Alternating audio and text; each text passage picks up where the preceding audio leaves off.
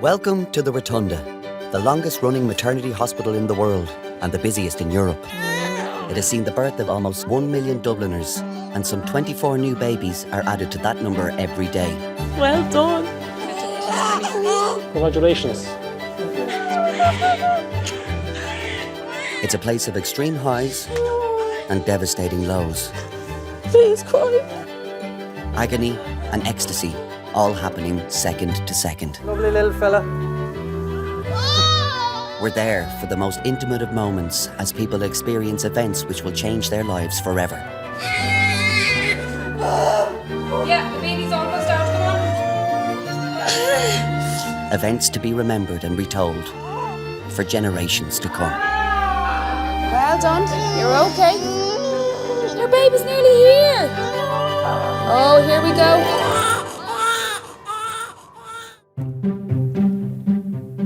They're very mushy looking, aren't they? Like, I don't know, they're like just all squashed up, especially the real chubby ones.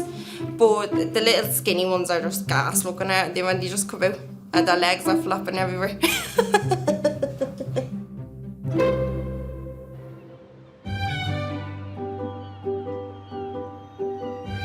Arriving into the delivery suite are Jing from China, who works in retail, and butcher Christy from Santry. They're expecting their first baby today. Jing was getting pains when she was checked in the assessment unit, but she didn't think she was in labour yet. The pain was constantly and get it dramatically, just get it seriously. And I asked the nurse, I said, could I get a painkiller? And she said, yeah, I give it to you. And could I check to you? I said, yeah, no problem. When she checked me, 4 finger already, said, yeah, go to labour. I said, oh my God, that's great. Are you getting lots of pain, Sting? Yeah. It's okay. It's only blood, it's okay. It's natural. Oh. You alright?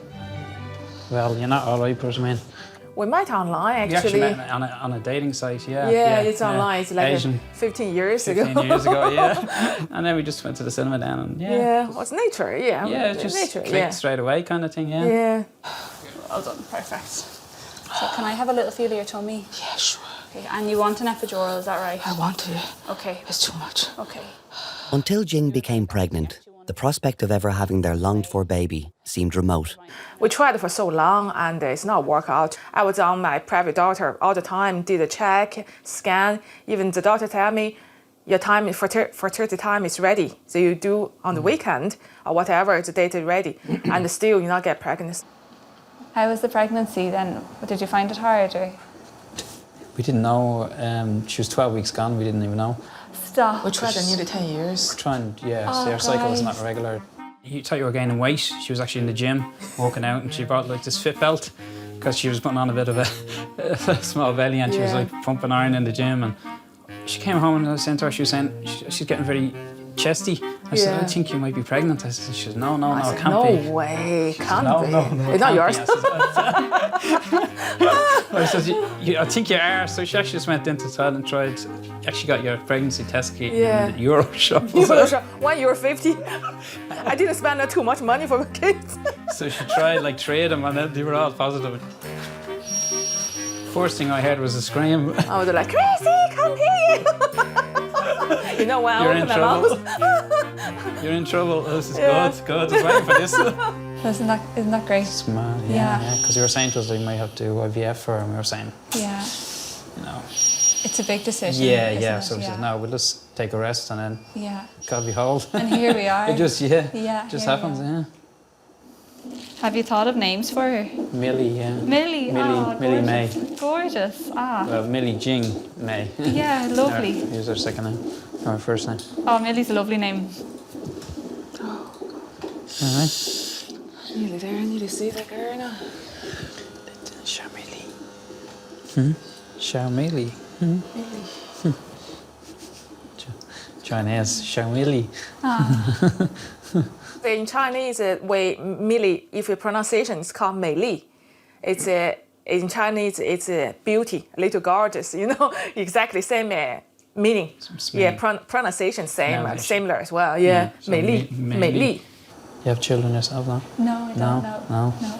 Don't have. I don't have them. You said it was easy. I will not have another one serious. Yeah. We meet a lot of people saying that, and Yeah. we see them coming back again. Not again. Yeah. See how different you look? You changed your hair. I did. Got the thoughts. It's lovely, yeah. It's lighter as well, is it? Yeah, just with some. It's 30th of January. Time's flying. So I just want to summarise where we're at. In prenatal, nurse and mother of one, Sam Kelly, is 6.5 months pregnant. She spent nearly 3 weeks as an inpatient. Your second home. Absolutely. Still smiling? Just about. Our first child, Ollie, was born in August 2016 and completely straightforward pregnancy. So the second time round, I had got a scan and I was sitting looking at the screen up in front of me, and I know you said afterwards that you... I was looking at the sonographer. And her face was kind of... And she was kind of going... she was going a bit mad on my stomach, like, you know what I mean, going from one side to the other. And I was kind of like, oh, what's taking so long? I was Do you know? waiting for something wrong here, but no. And then she went, oh, so we've 2 babies. Yeah. So I think I just looked at you and went, what? Unfortunately, the scan also revealed that this is an extremely high-risk pregnancy. This is called a monoamniotic, monochorionic twin pregnancy. See the liquor here, the fluid around the babies, so you won't see a membrane because they're inside in the one sac. 2 peas in the pod there. Very rare, probably only about 1% of twins, so therefore we only see a few cases every year here at the Rotunda. An extra dimension of risk because they're sharing a sac. The term I used before is like a ticking time bomb where the cords can be entangled and therefore the cords could tighten and you have a significant risk of fetal demise of one or both babies. That can happen at any stage during the course of the pregnancy. We only had a day knowing that it was Yeah. the twins, Yeah. excitement of that, and then the next day being told. Yeah. So Yeah. that excitement was cut short pretty quick. It was just, it's not, I know it's never something that you want to hear, but just to hear, like, the way he said, he goes, Sam, this isn't the way we want it to be. You know, there was that excitement of there being 2 of them and everything was just gone. So you can appreciate they're still moving a lot. Yeah, I felt that. which obviously means there's a risk of entanglement. Mm-hmm. Yeah. Your left-hand side. We see. Normally I would like to think that we're quite positive people, you know, but I just, at that time, I just couldn't find that. I was like, what are we going to do when 1 goes or if the 2 are go, you know, that way? Because, you know, I suppose I see people every day who've lost babies and stuff, and I just was like, I don't know how I'd cope with it. Alright, if I feel Yeah, go for it. This one was transverse yesterday. I think that's a head, and then it was head down. Yeah. It's the other one. They were kind of on top of each other. The risk of one or both twins dying has reached a critical point, so Sam's doctor has decided to intervene.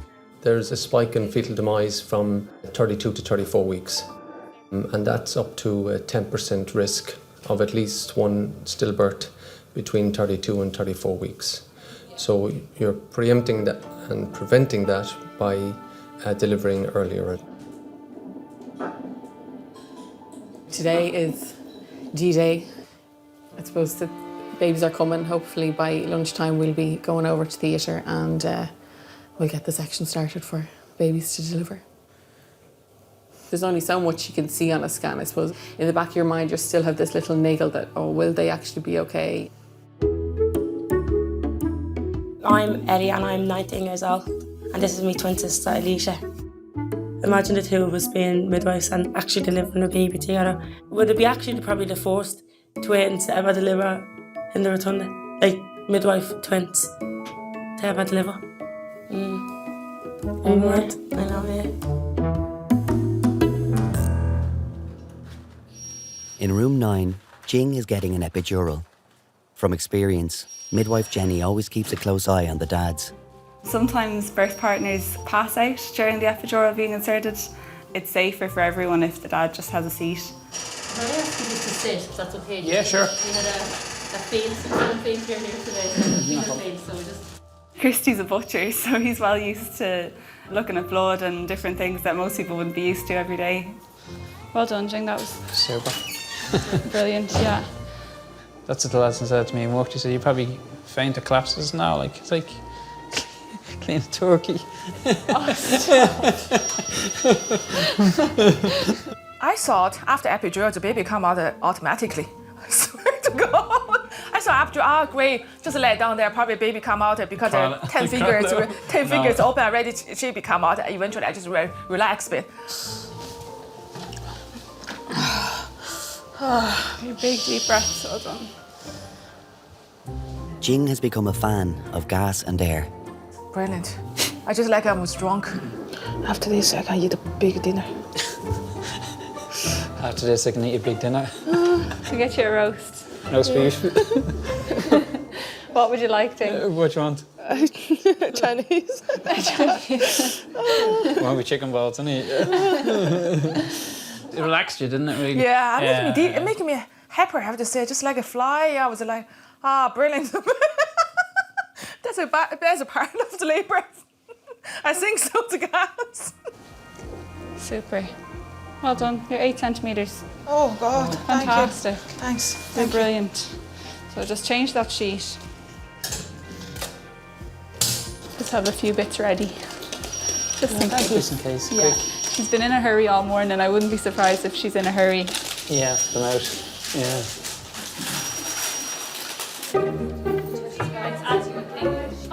See you later. Love you. Yes, bye now. After months of anticipation, Sam and Liam are finally on their way to theatre. Leading up to it, it was just the ultimate countdown. At least by then I knew, right, by 6 o'clock this evening, the babies will be here and hopefully all will be good. Yeah. We're preempting the situation and delivering prematurely. It's really a balance of risks. The risk of stillbirth for each baby is about up to 5%. So kind of a cumulative risk of one baby dying is about 1 in 10. And I suppose if there is significant cord entanglement, it justifies what we're doing. Perfect.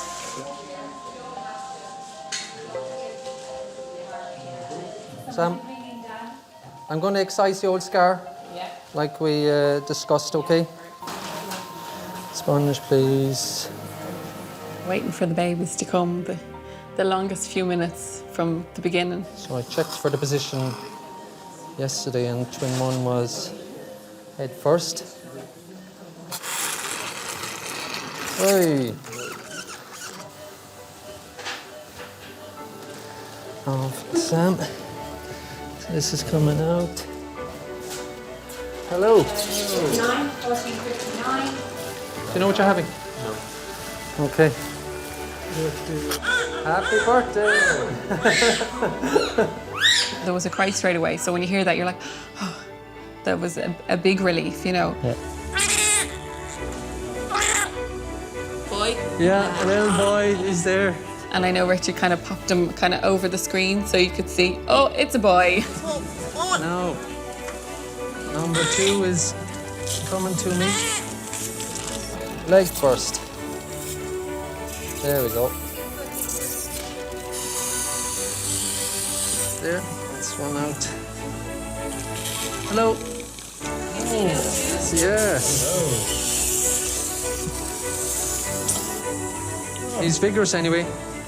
Doesn't seem to be as noisy as number 1 yet, but he's, yeah. Hello. What's going on? Again, a lovely little fella. All you could hear was the crying. And I know most people would be distressed by the crying, but I knew they're crying. That's a great sign. Look at this. 2 cords, all entangled. It's like hair being plaited. Oh, wow. Yep. When you see the cords and the degree of entanglement of the cords, you felt that you got in there before there was a bad outcome. And therefore, from that point of view, there was immense satisfaction and relief. Oh my gosh, like this could have been very different. You know, even like I got scans twice a day, and even to know that morning scan, it could have been completely different. You know, the space of an hour makes the difference with it.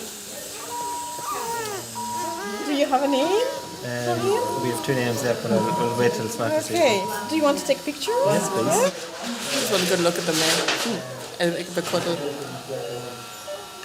You only get a quick look at them. No, happy and relieved. Okay. Is that number 1 or number 2? This is number 1. Number 1. Yeah.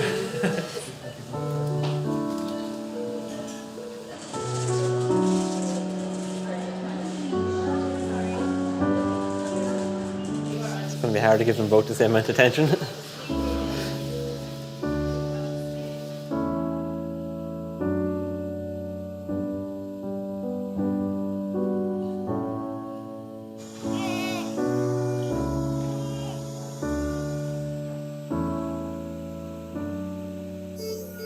Lovely. A relief, you know, to actually have them here and to be able to hold them as well makes a big difference, you know. Definitely. He calms me as much as I calm him.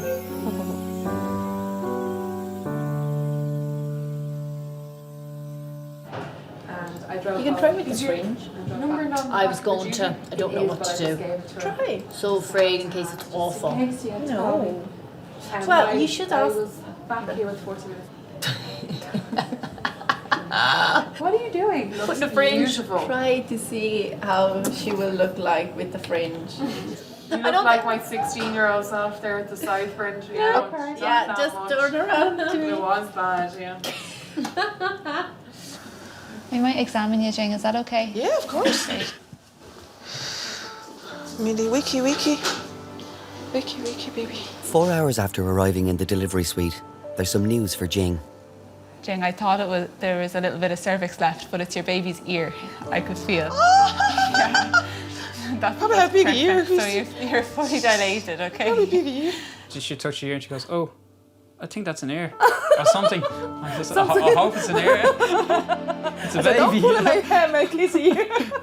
She'll be able to hear you. Yeah. She's a little piggy, Christy. She's a little piggy. She's a little piggy. Because Chinese New Year. Just, yeah, you're the little pig. piggy. Yeah. You're the pig. Yeah. My mum's the ear of the pig, and I she? told her, and she got insulted. My mother, she was insulted. She was like, "What are you trying to say?" It's very lucky. Is it? Very lucky year, It's a very yeah. lucky year.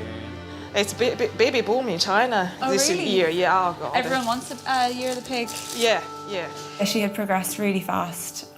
We would expect people to go a bit more slowly, especially on their first baby. But Jing bombed it from when she came in. Super. That's it. Keep going.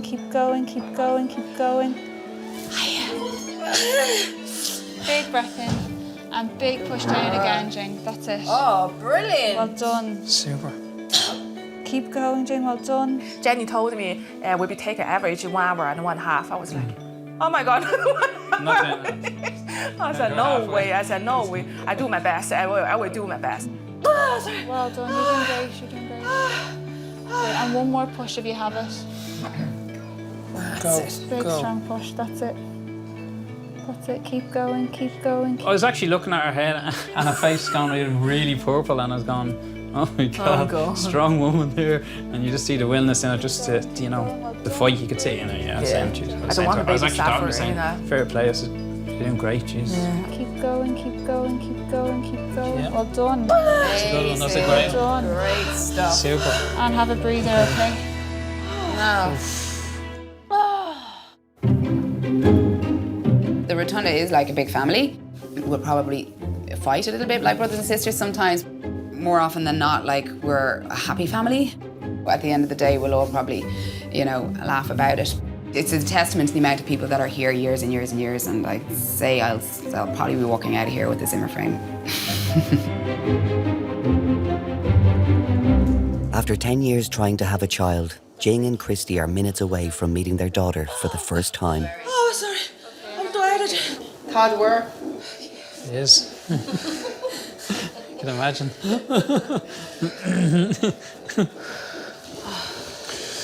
Is it here? I just grab a bit of baby's hair there, and then the head won't disappear.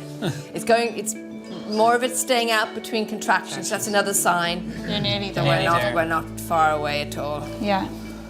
He was, trying to calm me down and hold my hand. I said, leave me alone. Don't even touch me. Don't even near me. Let me enjoy first.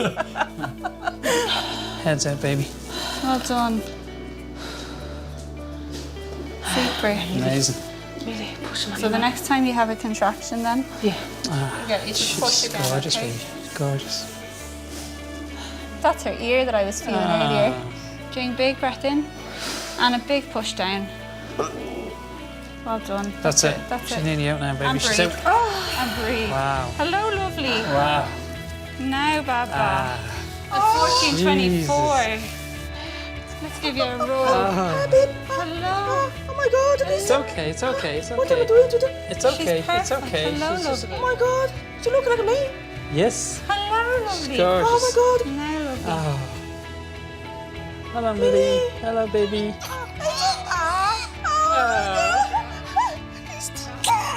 Millie. Talk to Mum. Millie. You best girl. Mommy love you, baby. Oh my God. Thanks. Little Bobby. It's okay, Millie. It's okay. Daddy and Mommy. Millie. Shh. It's okay. She's lovely. Yeah, I was mad, I have to say. I was obviously about that. I was mad. I couldn't believe it. Sometimes when we Just come happened out of blue, and I yeah. see the baby beside me, I was like, that's my baby? Oh, okay. Oh my goodness. You're a big girl, aren't you? Honestly with you, it's like a dream. You look like me, Christy. Like complete, wasn't it? It was like Yeah, no, I we're feel missing it. one thing. Yeah, no, it's like for me, it's like still in the there, dream. yeah, yeah. Oh my God, I can't believe this. Hey, baby. Are you okay? You sleep? We were wondering what the mix would be like. Obviously, you know. Yeah, what I knew it would be dark eyes, hair. yeah. I was saying it would be brown eyes, and she was no blue. And she was like me, said, "You probably have your lines on your forehead, or your freckles, double chin. or your freckles, or your double chin." Oh, she got everything. Oh, Bertie doesn't get everything. She got a mix of both. Oh my God. It's like daddy's hat. Big hands. Oh my goodness. Mammy's little nose, cute little nose. Oh my God, my nose, Jesus. Why? Bottom nose, no nose. Stop. She don't look like daddy at all. I don't know. First thing, straight to my chest. Hold it there, just staring into her eyes, you know. Just call her name, wasn't it? Yeah, Millie, you little gorgeous. Daddy's little girl. Yes, little princess. Jing actually thought that she'd never have the baby. I actually said, we will, and she said, no. So I kind of just said, okay, we won't. I just stuck with that one, we won't. But then in my own head, I said, we will. I just had a feeling. Like mission complete, it's like mission complete, isn't it? Yeah. Mission Impossible. Missing Tom Cruise. Yeah, I'm not Tom Cruise. But now I have to learn how to be a parent, you know, for me. I don't even know how to change a nappy. I swear to God.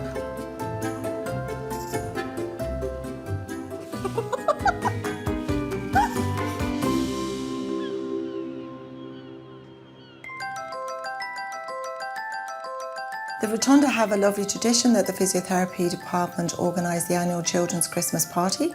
One year we had to move the date and the secretary sent an email out to the whole of the hospitals giving them a date change and saying that she hoped it didn't cause too much incontinence instead of inconvenience.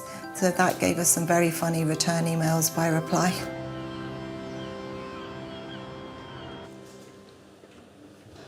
Mother of one, Ugo Cinieri, is 30 weeks pregnant. She's having a scan in the ultrasound department with consultant Michael Geary. The weight is so much. I know.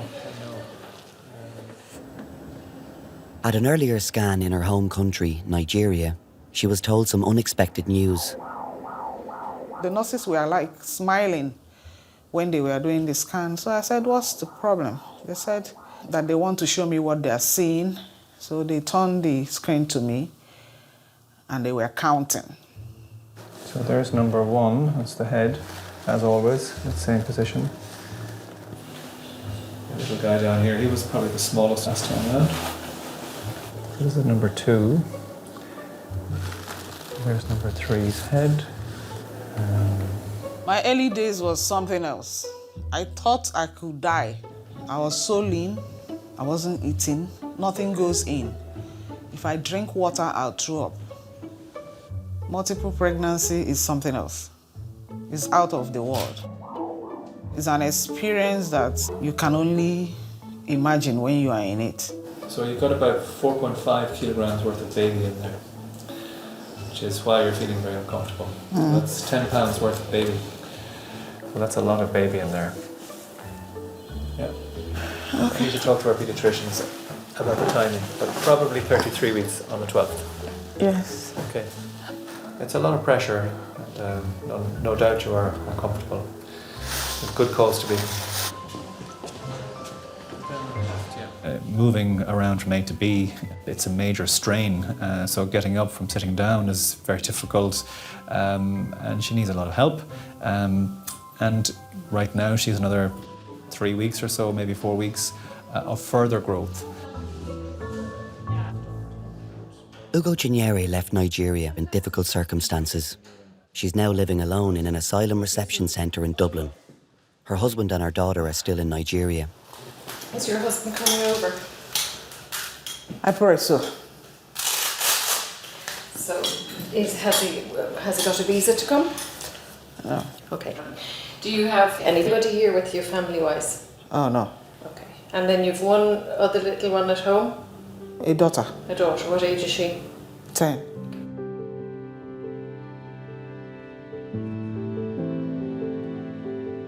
I don't know how to cope without him when I'll give birth. And I want to see my daughter. And I want to hold her. Because this is the first time she's separated from me since birth.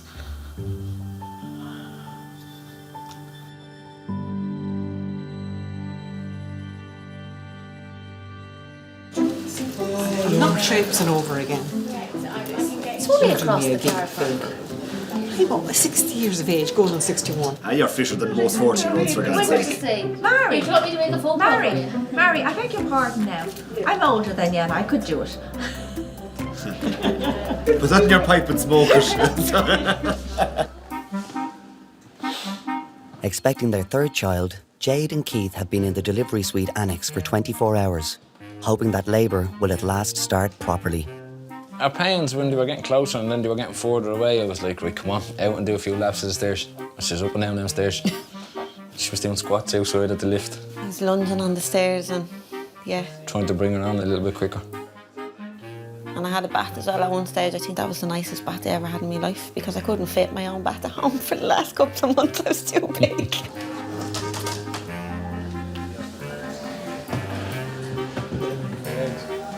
Our pains were getting closer and then they were getting further and I was like, oh, come on. And then they were getting closer again and I was like, lovely, happy days.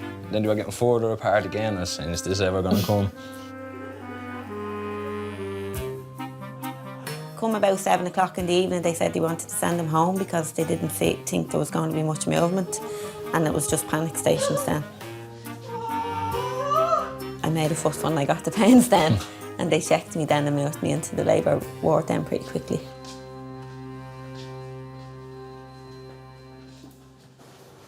How are you feeling? Brutal. Okay. That's it. Big breaths in and out. We met when I was 17 and we're together now nearly 12 years. Make the room a bit nicer for you there.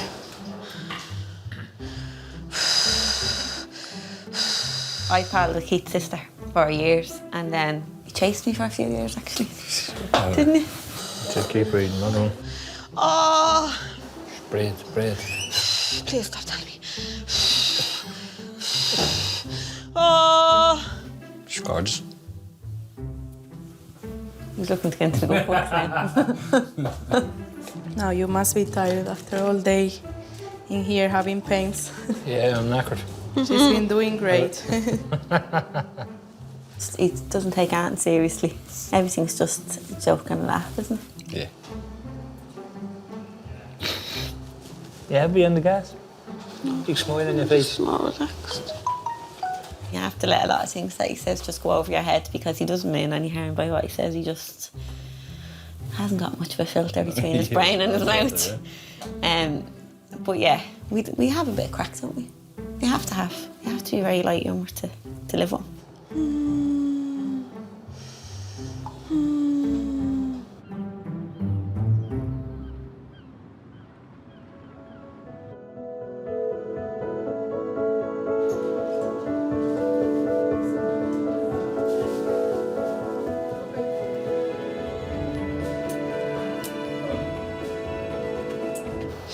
Just 1 hour in the delivery suite, Jade's pains are intensifying. Having not had an epidural on her last 2 babies, she's trying to deep breathe through the pain. Lots of pressure. What weight are the babies? 9 pounds, really? Over. She throws big fouls. I didn't feel in control, although I knew, I kept telling myself it's only going to last for a couple of seconds and then it's going to pass, so like you've done the last one, you can do it again. But no, I didn't feel in control of the pain at all, no.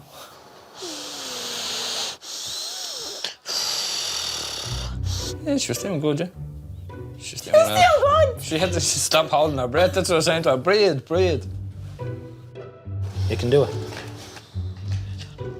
I don't know if I can. You can, you're already doing it, Jade. You're doing it. I'm sitting here all day and my tooth is at me. You can do it. Oh my God, did you hear that? It's a man's world. I'm going to rob that arm if that's okay, Jade, while there's a break in the pains. So much easier for them. Be well able for it. No, you take to the bed for a week when you have a snotty nose. I don't think so. I'd say I'd do it. I don't think so.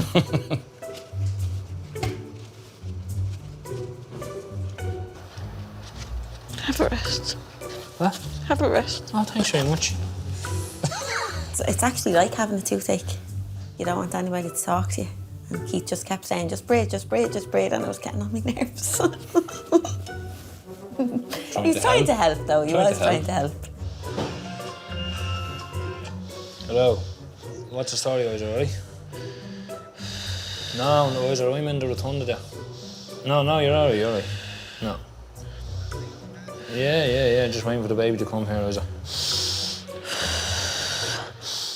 Cheers, bud, yeah, nice one. Right, go on, I'll talk to you in a while. Right, go on, baby.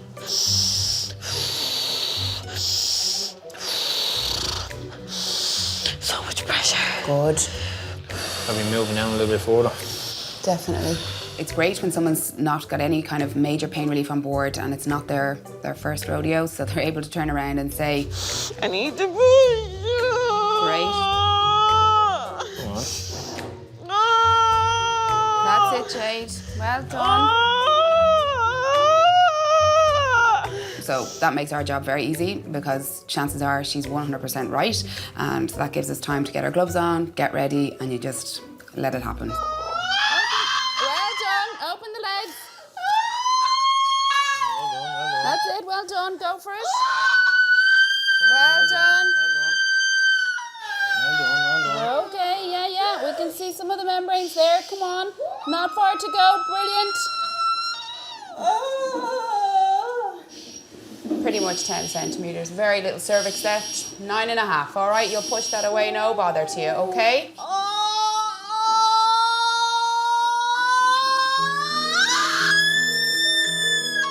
You're okay, Jade.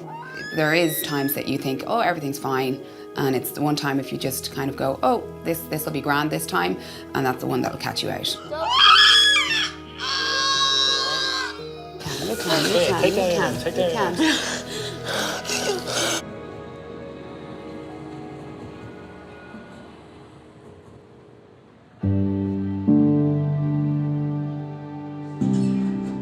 Now 33 weeks pregnant, Ugo Cinieri has been admitted to have her triplets.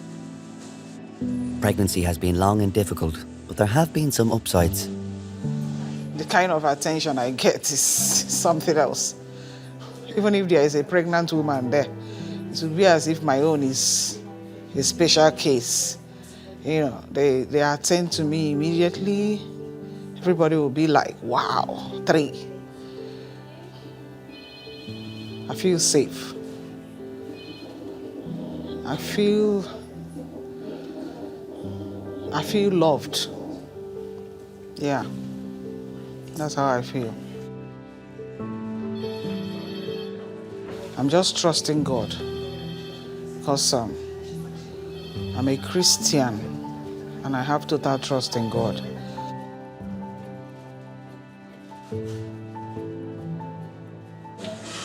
People hear the news of triplets. It is very exciting. It is also scary. When you have babies born at 33 weeks, there's a possibility they may not handle that switch over to life outside the womb very easily. Whenever we prepare for babies that are born preterm, there's always a high level of uncertainty of what to expect. Babies that are born this early usually do very well after birth, but some of them do run into breathing difficulties because of their lung prematurity. So we're always prepared for the worst, but hoping for the best. Alan, I'm just testing there. You doing okay? Look, you can put your hands on. Quite thick, isn't it? Yeah.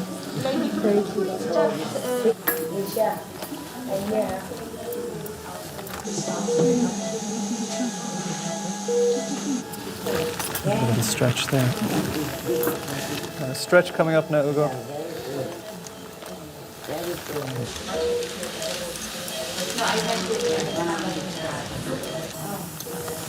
Right, we're good.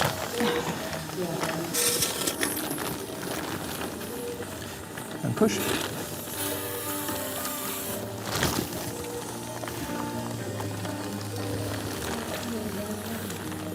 And here comes number one. Here, 53, Divine, 1183. So, I'm going to show him to you. There he is, little boy. What's his name? Divine. Divine. Welcome to the world, Divine. He's lovely. When I delivered the first baby boy and I heard the name Divine, I paused for a second thinking, does she think that this is a girl? Because instantly I think would associate it more with a girl. But why not a boy? You know, why not? Yeah. Welcome to the world. 1155, baby Diamond. Diamond, okay. Here's Diamond. Welcome to the world, Diamond. He's a noisy one. The second baby arrived and he was a boy, and then I heard the name Diamond and I thought, does she know this is a boy? And of course she did. But again, instinctively I would have thought that Diamond would be more associated with a girl, but why not a boy? Hello, Diamond. Take what you want. Okay, 2 down, 1 to go. There he is. Now. And Darren.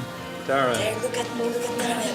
There he is, okay, let's get. And then the third boy arrived and he was called Darren, which is very typically a boy's name. So Divine, Diamond and Darren. And Philip as well. 3 The second Ds. baby and third. Ugo, congratulations, well done.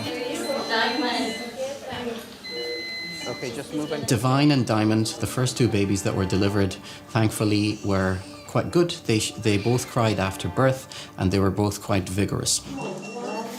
His colour's not great. Do we not have sats on him? Can we just try and get his colour's not great? Darren, however, it was becoming obvious that he was struggling with his breathing. He was breathing fast. The level of oxygen in his blood wasn't rising at a speed that I was expecting. Here, hold that for me if you don't mind, Angela. We decided to intubate Darren, which means passing a tube down his windpipe or trachea to help with his lung immaturity. Just let go of the critical pressure for a second.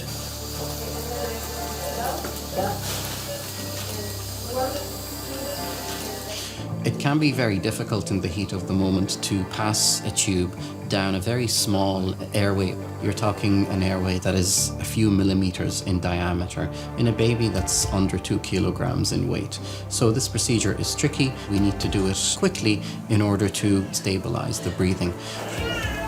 Yeah. Okay. Take that off. Thank you.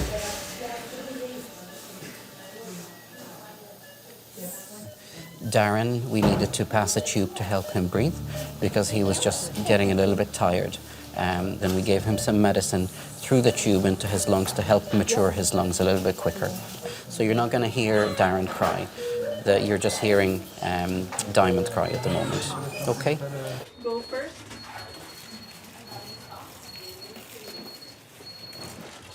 He's intubated now. Does he need surfactant still, yeah? He's on 30%, but he's working. Is he working hard? Thankfully, Darren recovered very well, very quickly, once we secured his airway and gave him a medication called surfactant. And because he responded so well, we were able to remove the tube and give him a chance to breathe on his own.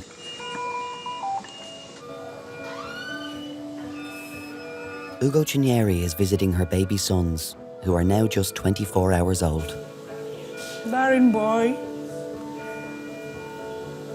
how are you? It's amazing. They're doing so well. I heard he's the one that eats very well. Baby Divine. It's amazing. He was the first one, right? Yes, he's the first. He's the smallest. He's the smallest. Yeah, Very strong. I feel relieved, at least from the pregnancy. But I know I'm entering another stage. This time around, feeding them, especially once they're out of this place. You know you're your own to take care of them.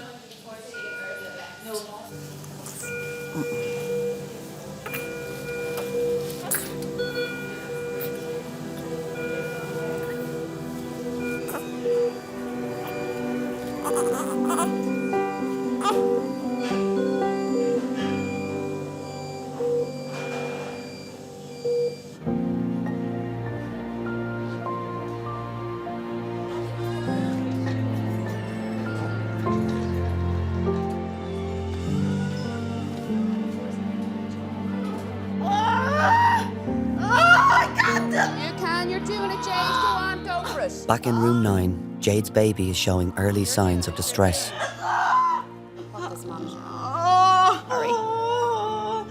Breathe, okay? It only takes a minute or 2 minutes of something to happen with that baby's heartbeat and things can take a drastic turn.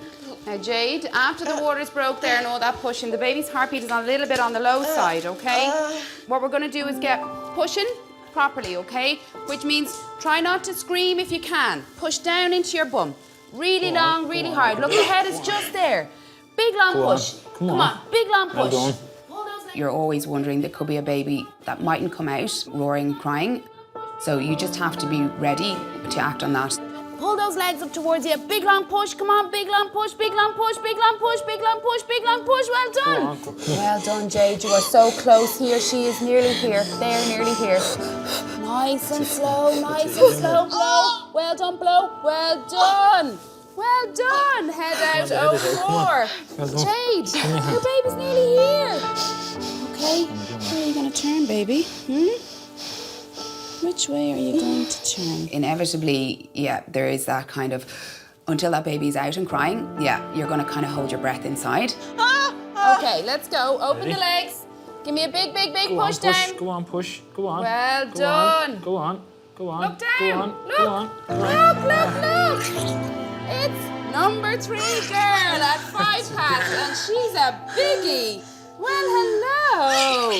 Well done. Now you better watch your wallet, Keith, huh? Well done. There she is. Hello. Hello. Well, your mama is amazing. Is she crying? She did give a big cry. She's just like, what's going on? Like you, she's a bit tired. Huh? Don't worry, she'll give a cry now. Hey, where are you? Huh? Now. There she goes. There she goes. Huh? Oh, look at you. Now you've two sisters that are dying to meet you, I'd say, huh?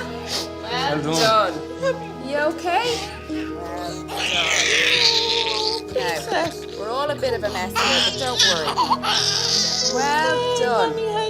Oh my God. It keeps coming. She's holding her breath. She's grand. Don't worry. She's lovely and pink. She's there. Giving it socks, huh?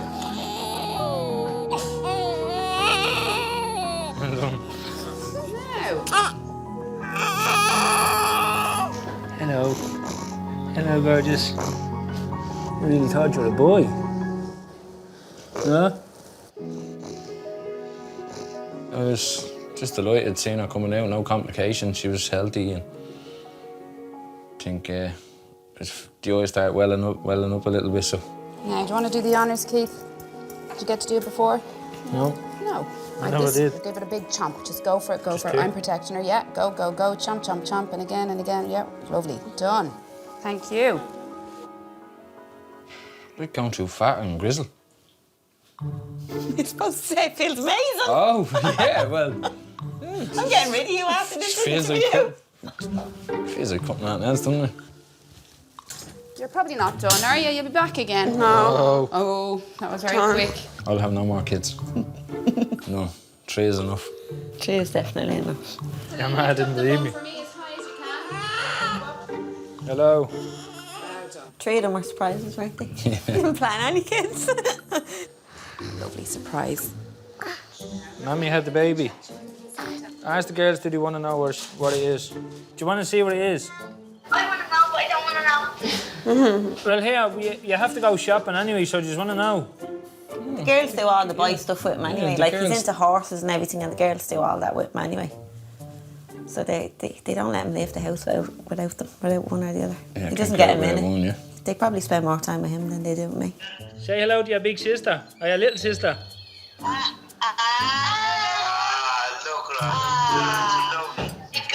weight? 8'11". Becca. Yeah. It's a big turkey, isn't it? What? It's a big turkey. Oh, yes. What's her name? What's her name, Mommy? Well, I got the other 2, Aaron and Amber's names on the back of my neck when they were born. But I went and got that the other day for Bunny. Do you want to say thanks to the midwife that delivered your little sister? Say thank you.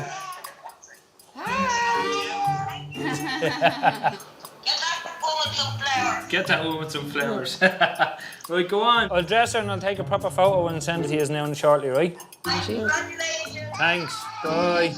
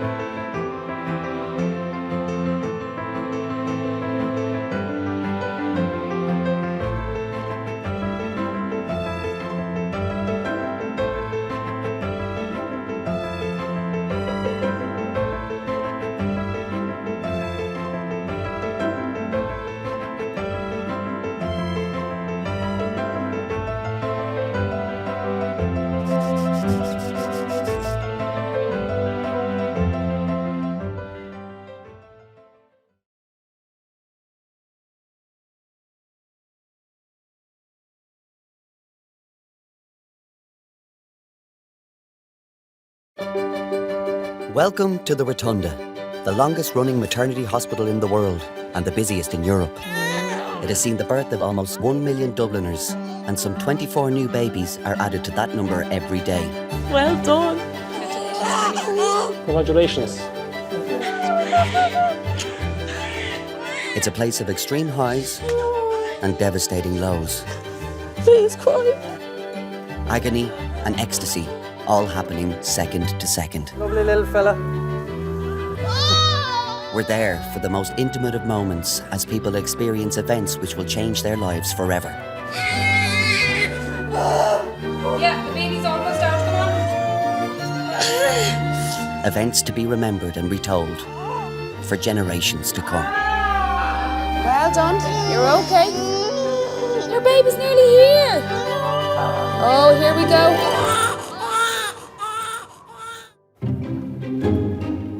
A baby being born, to say that you're part of that, something So life-changing for a couple is just amazing, and that's why I'm here.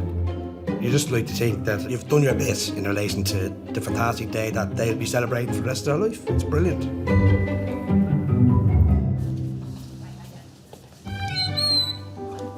On the delivery suite, midwives Ellie and Daryl are looking after Dublin teenagers Kaylee and Owen, who are expecting their first baby. Since I got pregnant, I don't think I've bought myself much stuff for leggings and that. Because anytime I go in, I'm like, come on, we go down to the baby stuff. Oh, the stuff is gorgeous. Yeah, it's so hard. That's why I hate going into Penny. She's like, I just need to go in and get knickers and socks. I say, yeah, right. It's never knickers and Best in baby clothes. How long are you together? Just over a year. I only together 4 months when I got pregnant. Doesn't matter. No holiday, baby. Yeah, he was made in Bulgaria. I've 5 sisters and a brother, and there's 3 younger than me, and my nephew, and there's just always been babies in my family, so I knew I would be alright. We all work out. I know. I just love having kids around. Slowly blow it out. The contractions were, I don't actually think that it's a pain I'd ever forget. It was just like all around my waist down to like nearly above my knees was just tightening. Every contraction gets worse. Yeah. It's awful. I was in labour for 3 hours without an epidural because I was trying to like let it go as long as I could, but then it got to the point that even the midwife said to me, she said, yeah, I don't even blame you. Like I was like, no, I needed it, like. Oh, this is not nice. I'll do it the next time, okay?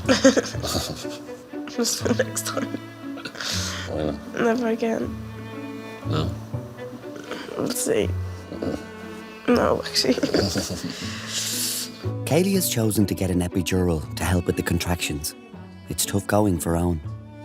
Needles. Like every time if you get the epidural or whatever, I'd have to turn my head up. I just don't do needles. Okay. Put the head up. It's okay, you can move now again. A little bit of coffee there, are you? No, it's falling asleep. Well done.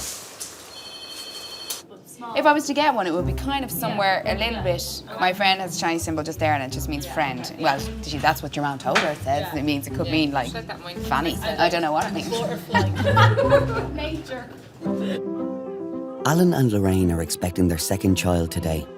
They already have a boy at home and are hoping the omens are good for a girl. Yeah, just a balloon that from the last baby went up to the pink balloon, so it might be a sign of a girl. I didn't really have a first impression of Alan, if I'm totally honest. It took a few dates, basically. He won me over in the end. So, yeah. She didn't fancy me at the start. She hates when I say that. So, I mean, of course I fancy him now, like I married him. While Lorraine and Alan are expecting their second child today, Lorraine is well used to hospitals. She has been in and out of them since she was a little girl. My kidneys had never grown from birth. They didn't find this out till I was 9. So when I went to my GP, I was very sick. And he didn't know, basically, how I was still alive. We know by the time I got into Chapel Street, I was in ICU that night for 3 weeks. So, yeah, it just kind of went from there, like, you know. I started doing dialysis in Chapel Street, and my mum and dad then took the dialysis machine home. And they did it every night at home. At the age of 10, Lorraine received a donor kidney and underwent a successful transplant. As a child, I wrote a letter then to the donor's family to say that I was so thankful and to give me the second chance of life. The lifespan, I think they say, of a transplant is 10 years. I have mine 24 years. So for that, let's hope that it still continues to go for another 24. You know, maybe double that until such time that, you know, I'm here and I have to leave, you know, that my kidney comes with me. Pregnancy and childbirth can be high risk for those who have undergone organ transplantation, but Lorraine and Alan were determined to have another baby. So we'll be getting you in shortly now, and we'll be extra cautious about bleeding just because the blood count is at slightly lower level of hemoglobin. Okay. While you might offer recommendations to a patient, I feel that it's not up to me to tell a woman how many babies she can or should have. At the end of the day, that's the couple's choice, no matter how high risk they are. You know, some women you can counsel and they might have up to a 30, 40, 50% risk of mortality in pregnancy, but yet it's their choice. I'll just support them and do what I can and hopefully have a good outcome. Lorraine is about to go to theatre to have her second child. When she first met Alan, she was worried that she couldn't have kids at all. Obviously, I wanted it just as much, but when you love somebody so much that you just hope that you could be that person to give them what they want to. He was always so supportive, you know, and always so reassuring. Where are you going, a boy or girl? All this blue might be a boy. I think we were with each other about 4 or 5 years at the time. And she said, look, if it's going to be an issue about kids down the line, where do you stand? It's like, it's not going to make much difference. Like, I'm not going to go anywhere. I said, look, we'll play it by ear. It's amazing, isn't it? Take a baby out, you like. Usually, if you're doing a caesarean section, you're nowhere near the kidneys. However, in transplanted kidneys, and in Lorraine's case, it is transplanted onto the right side of her abdomen. And so it could actually be, whenever you could palpate it during pregnancy, you could feel it. You could feel the kidney under her skin. And so therefore, it was quite near the area that we would usually go through if you're doing a regular caesarean section. So in order to avoid damaging the kidney or going anywhere near the kidney, you make an up and down incision. Just kind of there to there, really. Yeah. I would never have been able to have a natural delivery. The weight of the baby and the pushing at the end would have put too much pressure on the kidney. Yeah. Seems to be okay. Is it? Happy with it? Yeah, I think so. We should be okay. Let's go. Yeah. Oh. There we go. Hello, baby. The doctor beside us, he was Brilliant, cool, wasn't he? Yeah, he just. So, what's the guesses? He said, and I was just joking. I says, well, I ordered a girl, so it should be a girl, you know. And he was like, stop. That's right. Hello. Hello. Baby.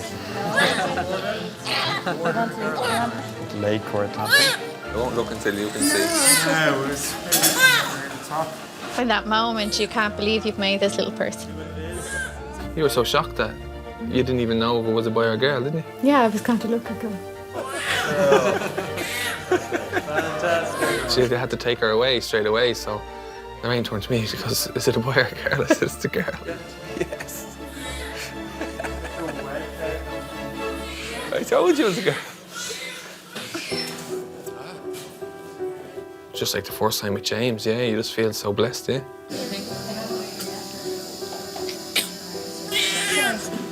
See, she's perfect.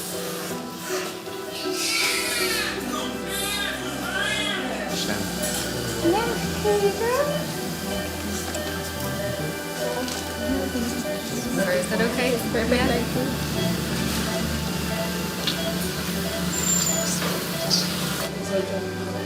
Yeah, we just have to figure out what we're going to call you.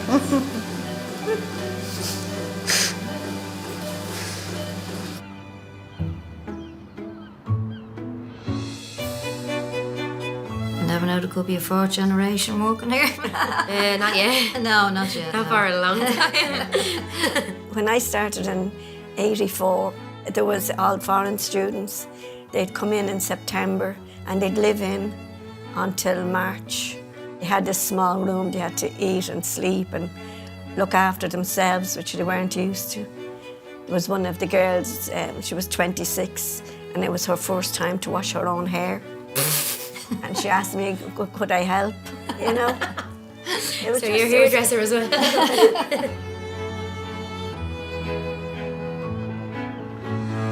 Where are you from? I'm from Clare. Oh. We seen a thing on Facebook last night and I was like, does anyone actually know anyone from County Clare? Because I'm starting to think it's not a real place. Well, you met the best one. Am I okay to go ahead? Yep, then all right. Ellie is checking how far dilated Kaylee is after 4 hours on the delivery suite. At the minute, it's just about 2 fingers, so just about the top of her 2 fingers, so about 1 to 2 centimetres, but it's paper thin. Still a long way to go. No. It might get quicker, hopefully. You never know.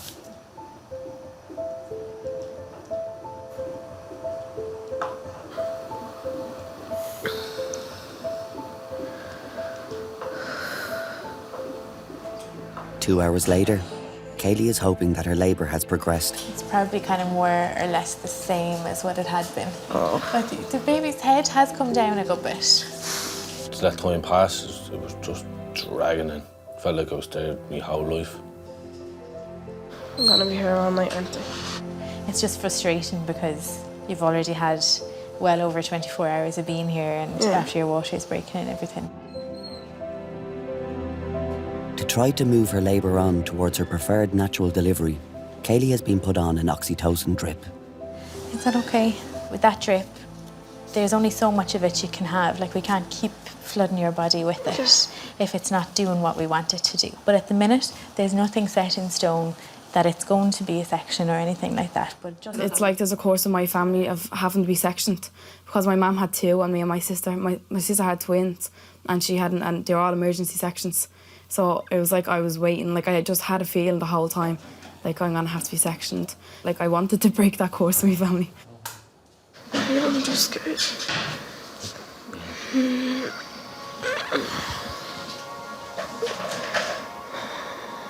perfectly fine, babe. Because you're doing great. You're doing great, babe. when we were looking at the tracing of the baby's heart, there was little kind of decelerations, which is like a little dip in the baby's heart, is what we call them. But the progression that we'd expect wasn't there. So I think as I was leaving, there was talk that maybe in another 2 hours, if things hadn't changed, that she would possibly be for a cesarean section at that time. Hello in the house. Look, it is. Hi, Sean. Hello, how are you doing? How are you? Good evening. Are you coming in here now? Huh? Are you I coming am in indeed, here? yeah. I was told that I'd be blessed if I get my midwife, so... Oh, look at you there. You do the short straw. So you're saying there now you say it? No. No, you'll be delighted with. I went about the business with Ellie of finding out exactly what has been going on in this labour so that I'm up to speed and know where we are. Like, she's kind of looking at a section at that point, I suppose, because she is contracting. Then she discussed... That's what he said. Told to take him out the sunroof.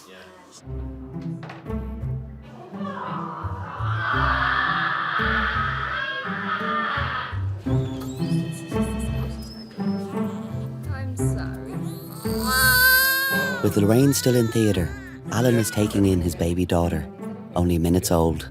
Just surprised because I kept saying it's going to be a girl, it's going to be a girl, you know, and then it's a girl, so surprised I was right. Well, I was warned by Lorraine's mum, Mary, ring me first. So as soon as Lorraine went into recovery, I rang Mary and she answered the phone straight away. And I says, well, what's the guesses? And she just said, no, just tell me. Baby girl.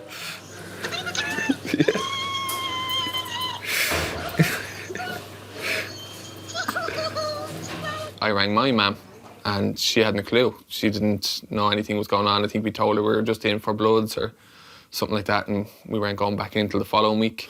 Yeah. You know I don't be here this Sunday. I know. I'm holding me little daughter here. What? I'm holding me little daughter here.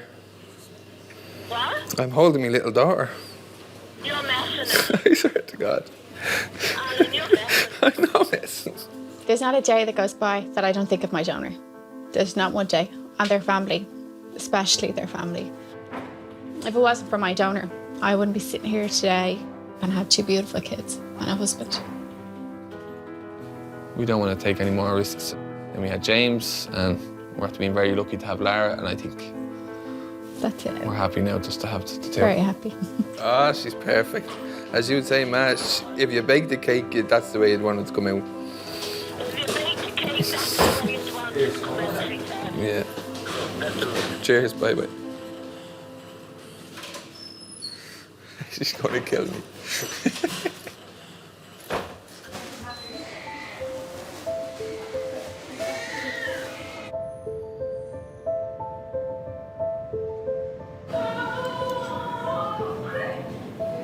In room 9, midwife Sean is getting to know Kaylee and Owen. Who are Liverpool playing tomorrow? We're playing West Ham Monday night. Monday night, okay. Just hope he doesn't grow up now. He'll be a Leeds fan or... Yeah, right. Born a red, live a red, die a red. Tottenham Hotspur. Don't tell him. We were just sitting there and talking about anything, and like it just occupies you a lot, like your mind, just talking. And It got to a stage where he was laying on the bed, sitting down, just holding that hand, talking to her, just reassuring her. How old was he? Did he have 70. 70? Okay. But he had said when he got cancer that he wanted to be home for his 70th and he wanted to be still here for Christmas. Yeah. And he was, so But he was surrounded by family. yeah. Do you know what? You can't ask for anything better than that. No. Really, you can't. Like we were all there when he took his last breath. It was okay. That's a lovely thing. Yeah. And he was like, we'll make a deal. I said, what? He said, I'll try my best to get home from here. Yeah. So I can see the baby. But he was too sick like to hold on for it like that. Yeah. Anyway, you can look from the other side. Yeah. I'll be back in one moment. Yeah. He's low, isn't he? Yeah. It's now 12 hours since Kaylee and Owen first entered the delivery suite, and finally it seems like things are progressing well. they checked and I was 6 centimetres, and then it was just a little while later and I was 10 centimetres because it happened so slow, but then went so quick. That's the one. Yeah, that's the push. Keep going, keep going, keep going, keep going with that push. You have this baby on the move. I don't think I can do this. I think you can. Honestly, I think you can. I know you can. How are we doing? You all right, Kayla? I'm not moving. Hold it and chin forward, like I said, and that's it. Right into your bottom. Come on, keep going, keep going, keep going. That's it, that's it, that's it, that's it, that's it, that's Come it. on. Would you just come out? Okay, yeah, he will come out, he will.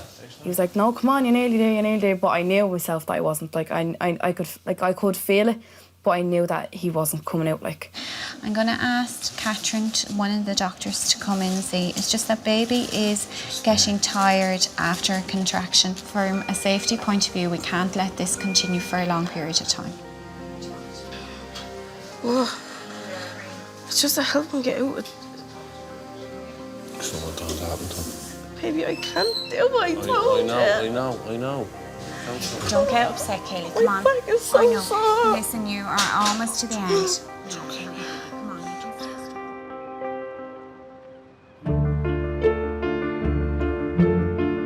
Apparently the Rotunda is haunted. There's a myth going around about Sister Sarah. One night, the bell went off. There was no one in the room, and I was like, right, Joe, just, be brave here now and just go around. And I went around all of the bedsides just to check on the women, to make sure they were okay, and to check on the babies.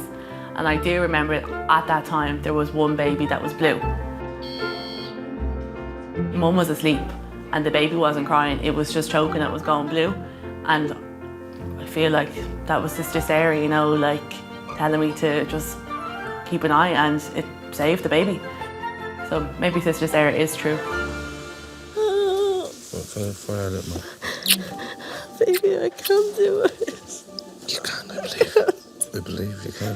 In room 9, Kaylee has been pushing for nearly an hour, and she's finding it hard to cope. If things aren't going well, that's why the medics are there. They come in and we work together to get a delivery. In this particular case, it happened to be a Kiwi vacuum delivery. Okay, come on, here we go. I can feel it now in my fingers. Big deep breath. Hold it and big push into your bottom. That's it. Keep going, keep going, keep going. Here we go. Then once they started suctioning the baby, I only had to push about 3 or 4 times or something, and then he was born. That was good push, Katie. Oh, she was just short of putting her foot on the edge of the bed and pulling him out. Here he comes. Push, that's it. Well done, well done. A little push, a little push, a little push, a little push, a little push. Well, there you go. Look down, Kayla. That's it, you. Well done. Well done, babe. Congratulations. Hello, Harley. Why is he not crying? Why is he not crying? No, that's all normal. That's all normal. He's not ready to cry. right. We only had 2 seconds out. Now we bring him over to the baby doctor, okay? Please say so. He's had to open his eye. He's fine.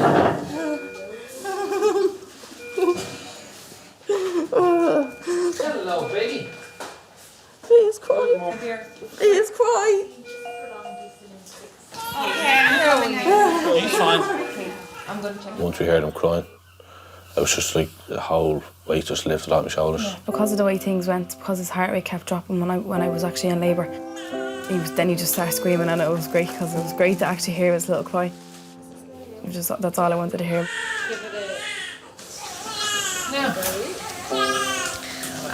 From a distance, I can do that from here. Let's get you over to your mammy.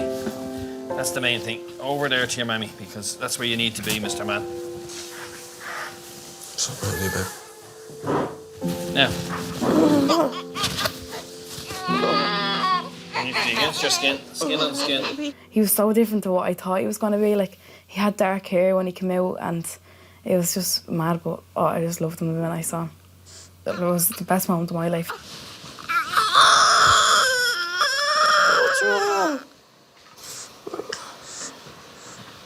It's kind of in my head, like, someone depends on me now.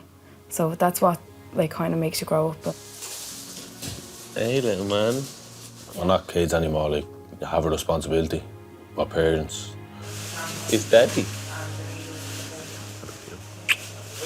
I love knowing that, like, someone is going to depend on me. Like, I hope he loves me as much as I love my mum.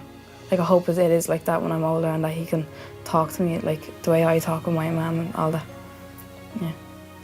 We'll give your poor mummy's heart broken over there. You're already a little gurrier, aren't you? What's this place?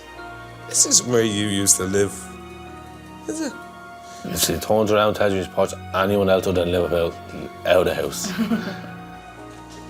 And it was meant to be that we were put in this room as well, look. D9, Dublin 9. You're a true Ballymunna, son. You're a true Ballymunna. It's okay. This patient, I was giving out the bottles on postnatal, and she came up to me and she's like, you wouldn't give us another bottle there, would you? And I was like, oh yeah, I'll be around now with the bottles. And she was like, no, she says, me fella can't read, and he thought that the Actimel was an Actimel, and he's after drinking it there. I was like, all right, yeah, I'll get you the bottle. I was just like, oh, it's an easy mistake.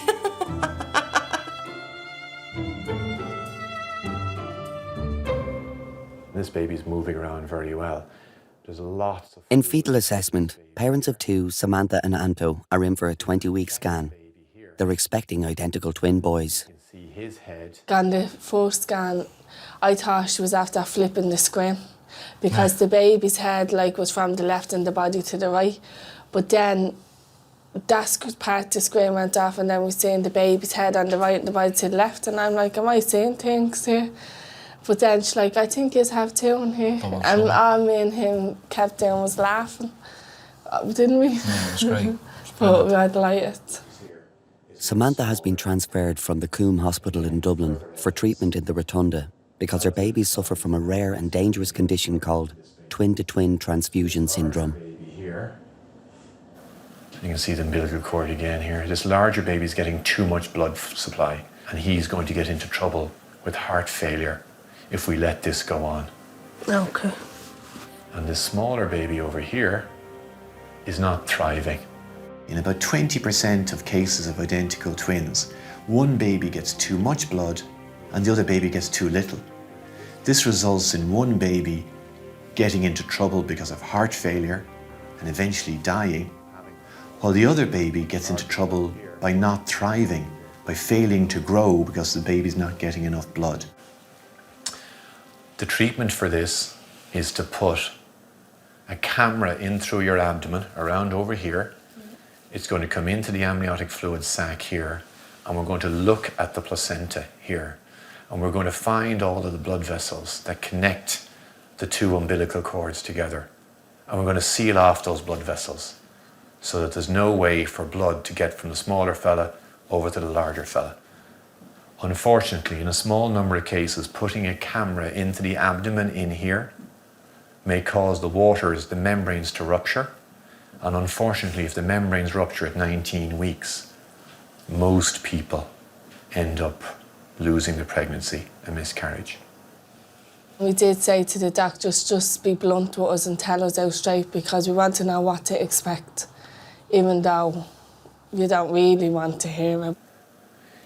If we do nothing about this, in up to 90% of cases, the babies will die.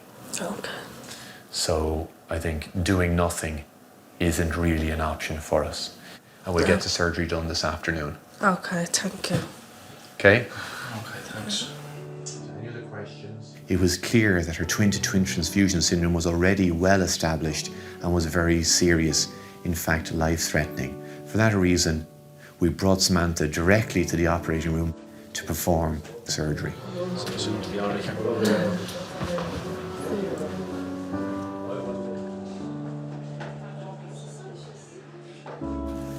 Now let's do our laser fibre, yep.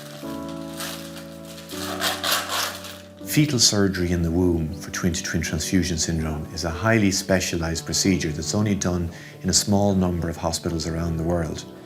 Now we have up here, now again.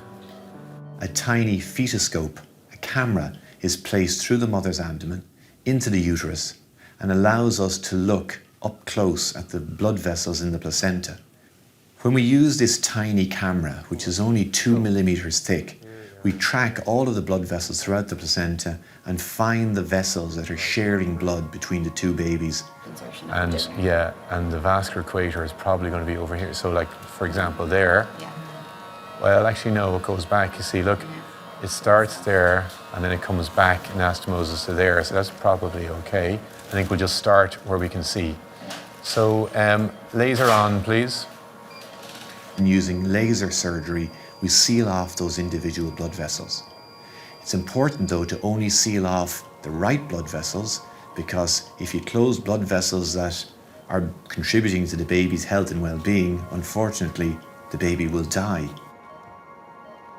I just don't think I could go through the pain of losing a child.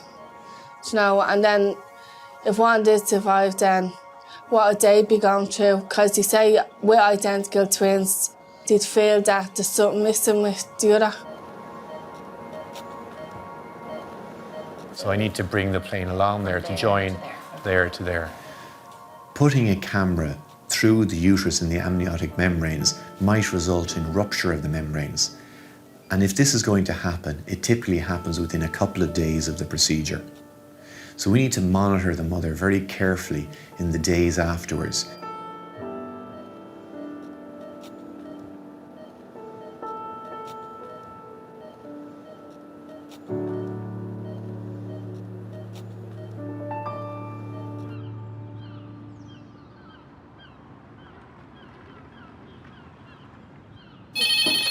Hello, delivery.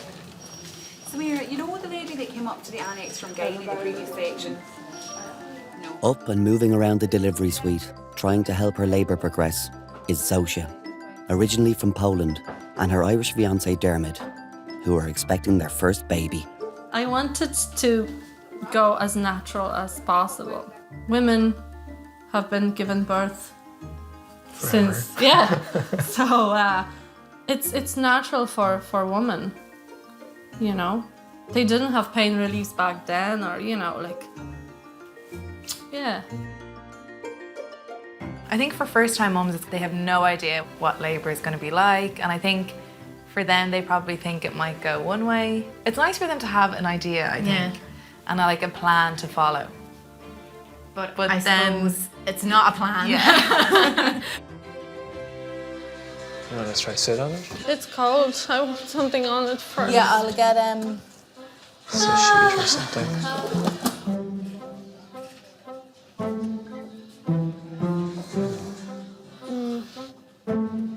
Sit on that for a bit.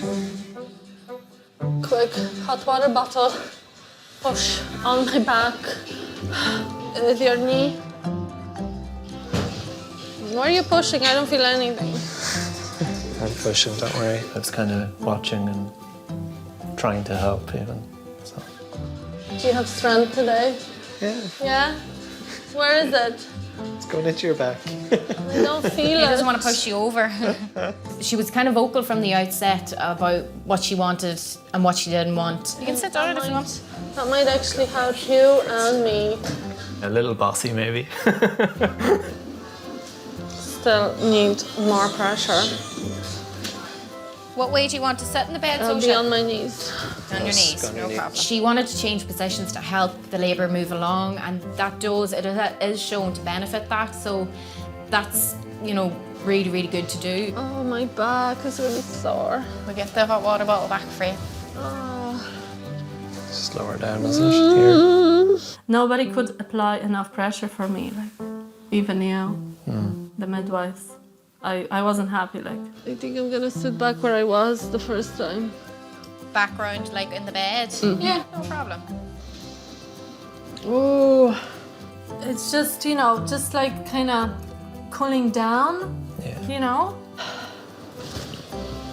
This is annoying me because it's falling off.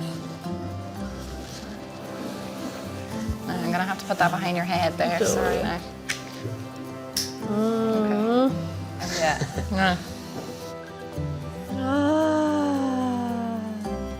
I mean, whatever goes, like. Oh, it went. It's not gonna Worth stay. to try. I think I was a bossy bitch. At some stage. Not all the time. Kayla is checking how far Zosha is dilated since her last examination 2 hours ago. Zosha, you're still 3. Yeah. Okay. So, because you're the same as you were last time, we just have to let the doctors know, all right? Okay. And because you're still 3, they normally like to start an oxytocin drip to give the contractions a bit more oomph behind them, all right, to get things going, okay? How do you feel about that? I wasn't keen on the oxytocin because when you start having interventions, then in my mind it was like, okay, we'll do one, then the next one, then we'll end up with that. You know, I didn't want that. So I just wanted to go as natural as possible. C2G is normal, it's lovely. Her obs are perfect. I've re-examined her and she is still 3 centimetres and she's not keen for oxytocin. I'm not. I'm going to be good. I've had my... Sorry, Zosha. So I spoke to one of the doctors, all right? They're happy enough, I think, to give you 2 hours. We can reassess then. Now I'm going to relax the bed back, okay? Then I need this out of my back because There's a hot water.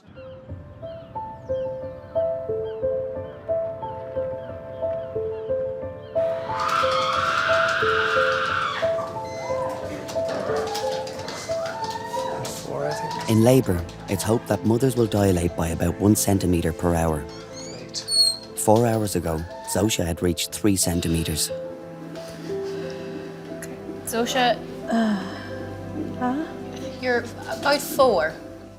So, Zosha, since 10:15, that's 4 hours, you've made 1 centimetre. All right. How do you feel about the oxytocin drip now? To get things going. I still don't want it. You still don't want it? Okay. I do have to inform the doctors, all right? Okay. I hate hospitals. Like, I don't like the beds, the machines, the lights, everything is like... So I think that's why I'm kind of slowed down with the contractions, because I wasn't at home. She was the same last time. I rang Mohammed. He said give her another 2 hours because she didn't want oxytocin. She is now 4 and she still doesn't want oxytocin. Zosha is sticking firmly to her birthing preference of having no medical intervention, including the hormone oxytocin, which stimulates labour. However, over the next 2 hours, very little progress is made. So we're still 4, okay? How do you feel about the oxytocin now? It's up to you. It's your choice. I suppose, Zosha, like, ultimately, we want you to have a normal delivery. But if you're not getting closer to 10, the likelihood of that happening is not very high, okay? it was kind of weighing up, you know, yeah, I know, Zosha, that you don't want oxytocin, but oxytocin might get you a normal delivery, whereas, you know, no oxytocin might get you a cesarean section. I don't know. No, I feel like I'm giving up. Don't be giving up. You can't give up. You've no choice. You're in the middle of it. Oh, push my back. I think you'll be good whatever decision you make. Zosha. No, just push it, don't circle it, honey. Oh, I still have tea bags in my pocket. Sniff. I can actually smell them from here. Well, they smell amazing. Pocket potpourri. Pocket potpourri. It's the day after the twin-to-twin transfusion treatment, and Samantha is being scanned to see if her identical twins survive the night. Sometimes when you seal off the blood vessels on the placenta, there's not enough blood supply in the placenta left for one baby. So it's possible that one baby's heartbeat may stop. That can be a particularly nerve-wracking time for the family to wait to see what are the heartbeats like.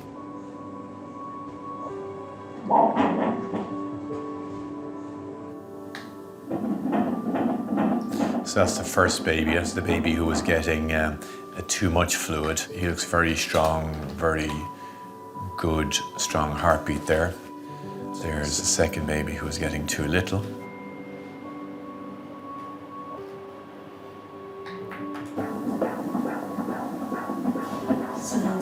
Yeah, so that looks very good.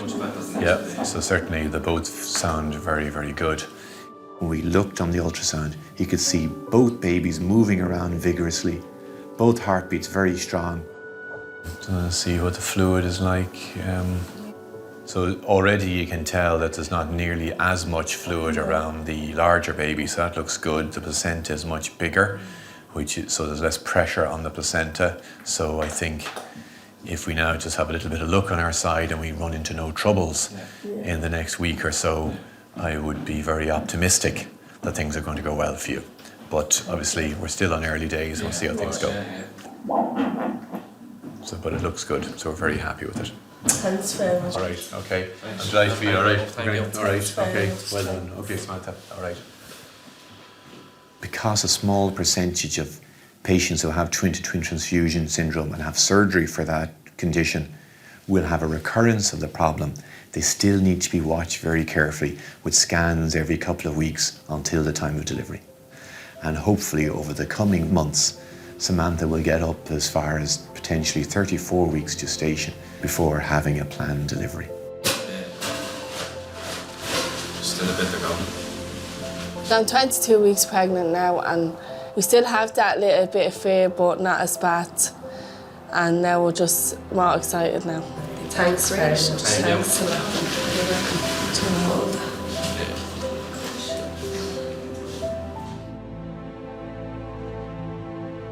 I know you're wrecked, but you've done amazing work up to now. You have it in you. You've got to 4 on your own steam. And you might only need a small amount of oxytocin. You know, that's honestly, it's much better that you're in labour and getting a bit than us having to put you into labour with it. So you've done incredible work. I was kind of thinking, like, we're here for hours, like, you're tired. If we keep going for hours longer and nothing's happening, then there's probably going to be more intervention needed later. So, and I knew they were worried about the baby's heart rate. I know. All right, and don't doubt yourself. I'm just stressed I know. that I won't be able to cope because. After 8 grueling hours, Zosha has decided to go on the oxytocin drip to try to progress her labour. I had the option. They didn't say, oh, you have to have it now, or, you know, yeah, like they offered it twice and we waited 2 hours, then another 2 hours. And then I decided, okay, let's have it, you know, yeah. I just went with it. Usually, like, women they don't like bright lights when they're labouring. So as kind of things moved along, the blinds came down, all the lights were turned off. I don't think they're going to help, though. The sunglasses was something I have heard of once before but never seen. Yeah.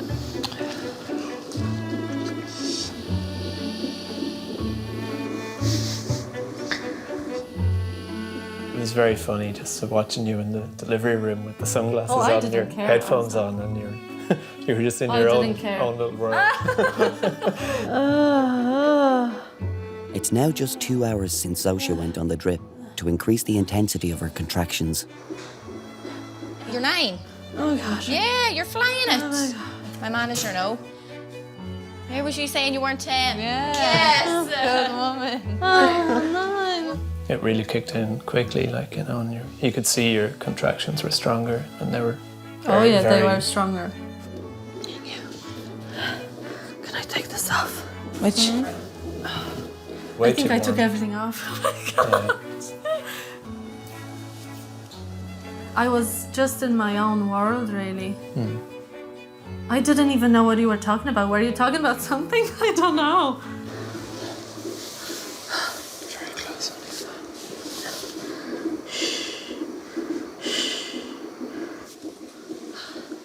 Can I go? Do you want to Where go you out? Well, Up and down here. You felt like she was coming. I and you just really wanted weren't to change position because, you know, the movement will help, obviously, and gravity will help. So I wanted to get off the bed.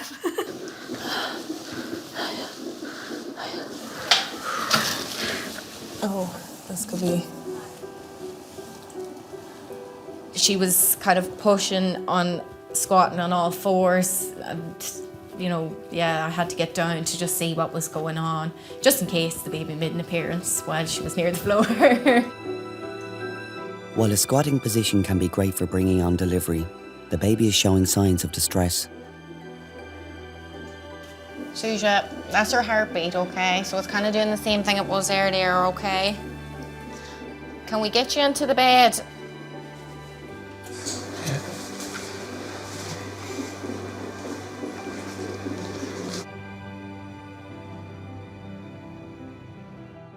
The woman and her partner, they want to do the best for their baby and the best for themselves. And sometimes I hope that they won't feel disappointed if it doesn't just turn out according to the plan, because we don't really know what's going to happen, no matter how well prepared we can be, and the woman and her partner, still things may not go to plan. She's not there, so every time you push, she comes forward, and then she slides back.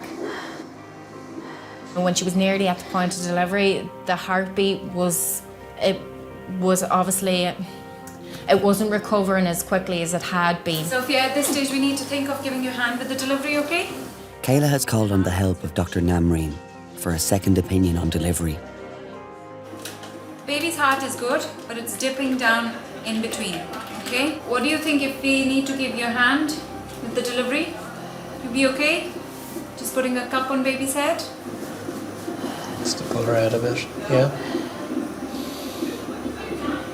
You're so close, all right? You're so close. You can do it yourself. I can wait 10 more minutes. Okay, after but you that, have to yeah, but you have to go hard. almightily, okay? Yeah. Come on. Okay, come on. Go for it. That's it. Come on. Come on. That's it. You're doing it. She's on the way. She's on the way. Come on. And another one. Come on. Big one. Wow, she's on the way. With pushing not going as well as hoped and signs of increasing baby distress, Zosha has opted for a small incision in the hope of avoiding an instrumental delivery. Episiotomies are not nice. As a woman myself, the thought of one is just not nice. Just some local anesthetic to numb the area, all right? You'll feel a sharp prick there.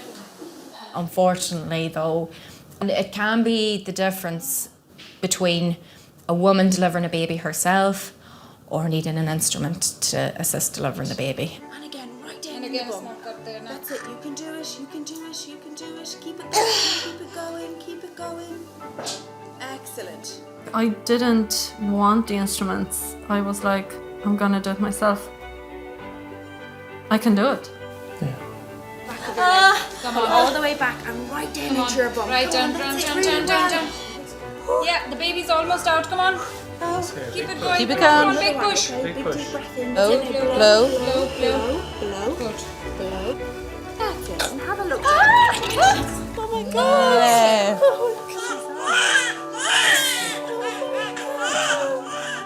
Oh my God, it's just the best feeling in the world. Like, it's beyond words. You can't describe it. It's like she's in your tummy and then she's on your chest and you have her. It's like, it's amazing. Yeah, it was wonderful.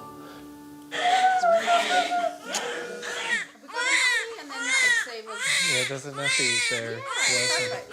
Now we have a baby to look after, and Yeah, meeting her for the first time. yeah, it's amazing.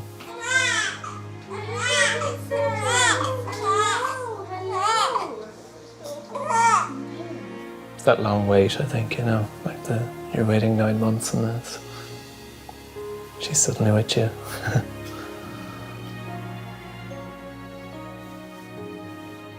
Yeah, just meeting her for the first time and having her on my chest. It's amazing. And like, we actually have a daughter. She's ours. A little human.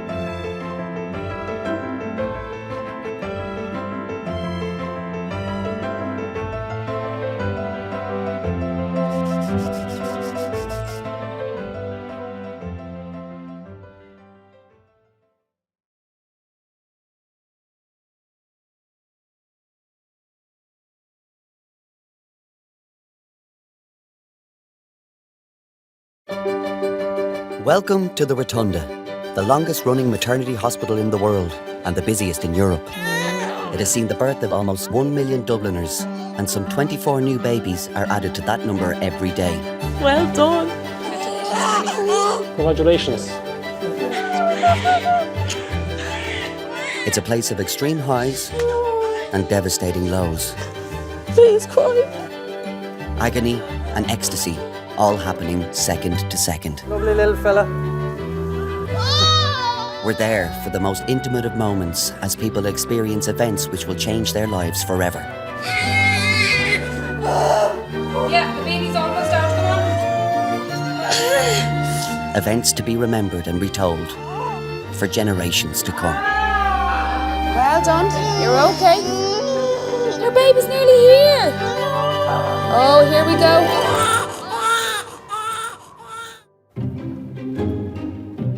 Remember my first birth? I didn't know what to do. I didn't know where to look, what to say, to laugh, to cry, to vomit, to faint. I didn't know what to do, but like, it was amazing at the same time. I remember going home being like, oh my God, like, saw birth.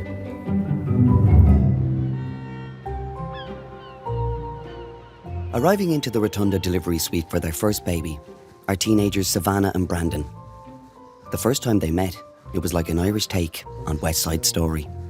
We met on the beach in 2013. It was the fight on the beach.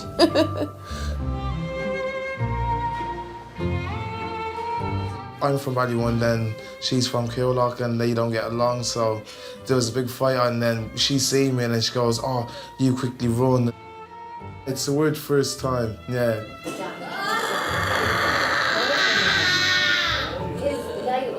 It was up and down, breaking up, and then 2 years ago, Yeah. we got back with each other, Papa, and that's...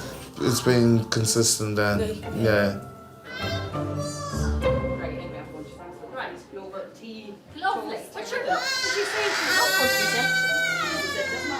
Until women are in established labour, they stay in a 5-bed ward next to the delivery suite called the Annex.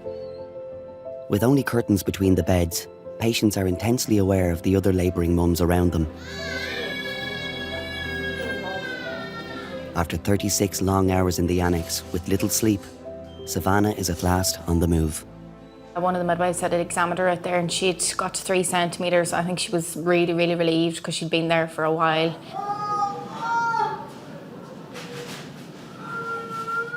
I'm surprised. I thought I was going to come in like...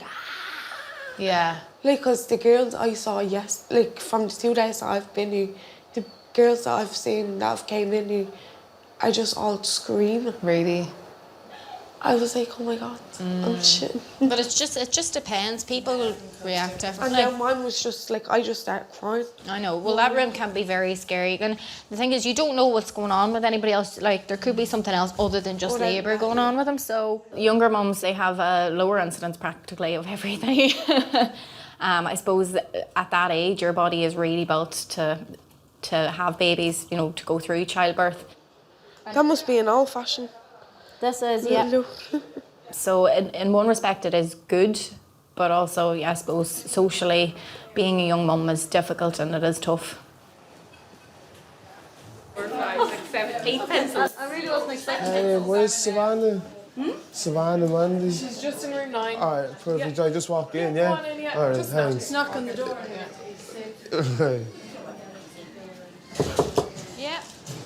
Can I come in? Oh, hello, how are you? I never looked after myself. You know, like my mum would have to remind me if I had any appointments, or she'd have to wake me up to go to school. I never cooked or anything, but then I started to cook for myself and all. Then when I said, right, I can start doing things for myself, I says, right, now be ready to look after someone else. Can you send juice before the 5th of February ends? Because my birthday's tomorrow. Is it? Oh my God. What age are you going to be? 19. Oh my God. Yeah. Oh, that'd be cute though, no? Yeah. The 2 of you are the same birthday, yeah. No, he can have his own day. I'm only messing. He's worth it. Yeah. This is my new little technique. Some fun pressure. Actually, just do a massage here because it's important. No, but just do properly, please. Pretty demanding. You had a cesarean section before? Yes. Okay. In theatre, Sinman is being prepared for the arrival of her second child at 35 weeks gestation. Just hours ago, she came in for a weekly scan, only to be told she has to undergo an emergency cesarean section. I told them about a stitch I had this morning after breakfast, and just as a precaution, they're afraid that the uterus might be kind of weakening. Have you got somebody coming in with you? No, just me. Her husband Ian is on the other side of the world, in Miami on a business trip. Yeah. I flew out on a Sunday and I woke up to a text on the Monday it was when you were getting all your scans and stuff done, saying, guess where I am? And it's like, what? Great. So we're just going to let that dry, okay? And whenever that's dried, then we'll cover you over, then we'll check again. We were just chatting about the scar, and we're going to go through the scar that Oscar was born through, okay?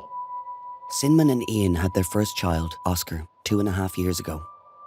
At their local maternity hospital, they first heard the news that he has the fetal abnormality, Spina Bifida, which affects bowel and bladder function and can leave the child with little or no ability to walk unaided. Where we had the 20-week scan, and we knew that was the day that we could find out whether it was a boy or a girl. It never occurred to us that anything could be wrong. And then people were asking because they knew that we were finding out whether it was boy or girl, and that we were on a scan because I had to leave work early. So we were getting the messages then that evening. But I ended up just texting one group of kind of close friends and getting them to kind of spread the word. We were kind of also kind of offered, you know, there were kind of options abroad that we could think about.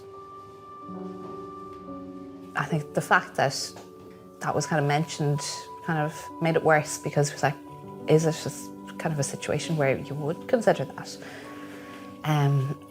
So once we started researching and just seeing all the children who have spina bifida and are happy, and you wouldn't change them for the world. So, it was literally just, say, about a week of horror, trauma. Yeah. But after that, like, we haven't looked back. Sinman and Ian's new baby has also been diagnosed with spina bifida. We had had a chat before saying, okay, well, what if we got another diagnosis? Yeah. So we'd kind of gone through all the scenarios, and we were like, okay, no, we'll be fine with it, because, you know, Oscar turned out great. Yeah. And, like, we're really happy with him. We're Wouldn't change him at all. So that would be fine. Yeah, we were saying, like, if it's another spina bifida case, is what we're used to. So it's just, yeah, it'll just be another baby to us. 3 months ago, Sinman was only the second Irish patient to undergo pioneering surgery in Belgium, in which her baby was operated on while still inside her womb. The hole in the baby's spine was closed before nerves could be further damaged, giving him a greater chance of being born with normal body function. That's the spina bifida, and the nerves are exposed here on the back. This is the extent of the lesion, and it was about 3 centimetres wide, so it was quite a wide lesion on the lower back. Once they had repaired the nerves and covered over the nerves, they then created a skin flap.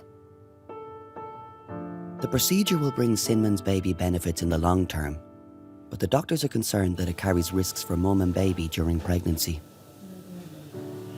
There is a scar on the uterus that needs to go through the stages of healing, but the uterus is growing as the pregnancy is advancing, and there are considerable risks associated with that. That scar can weaken, or indeed can even rupture. Okay, how are you feeling there, Saman? Great. So we just started. So it'll be a couple of minutes before this baby is born, okay?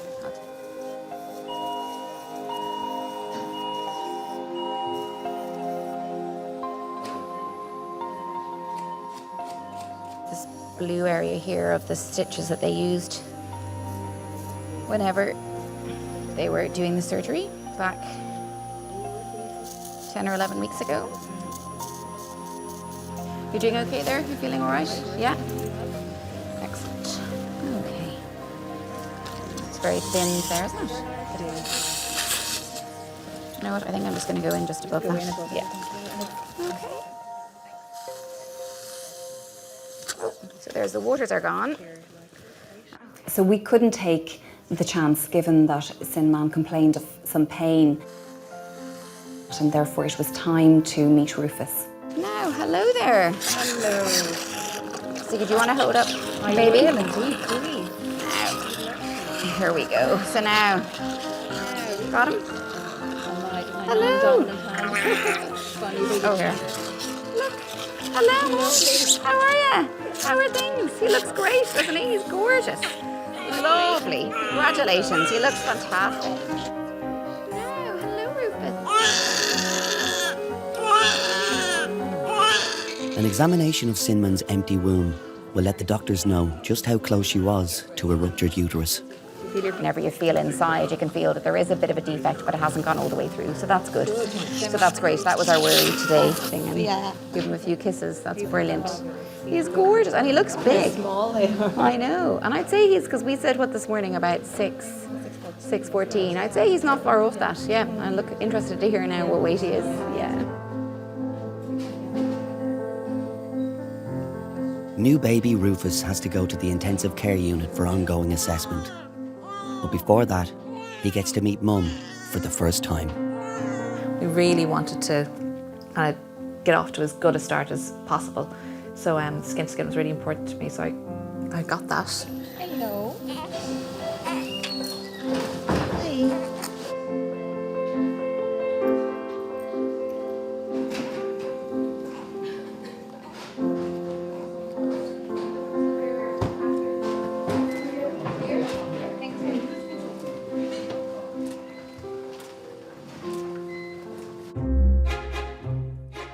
If I had €1 for every tin toast that I have given, it's just, and I do tell them it's better than a roast beef dinner.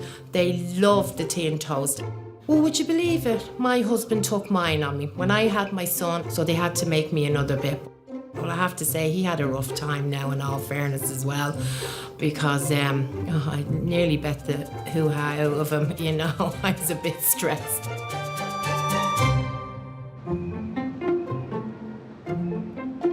In delivery room 9, Savannah has opted for an epidural to help with the pain. He thought it was easy. He was telling me, get no painkillers, go normal. And I was like, I can't stick this pain, like, it's really sore. I said, it's not you having this baby, it's me, like. I thought it was easy. I thought they were just reactions the girls put, an overreaction of screaming. Yeah. Yeah. Thanks, Margaret. So, Savannah, this is Margaret. She's going taking over your care. I probably am a little bit more motherly to the very young girls. Probably bring that into it a little bit, because I'd be very aware of how my own daughters might have been at that age and how they might have felt had they been in a similar situation. The hardest part of labour is sometimes getting into labour, especially when it takes a long time like it did for you. So you've done really well. You need to be really proud of your achievement. Yeah.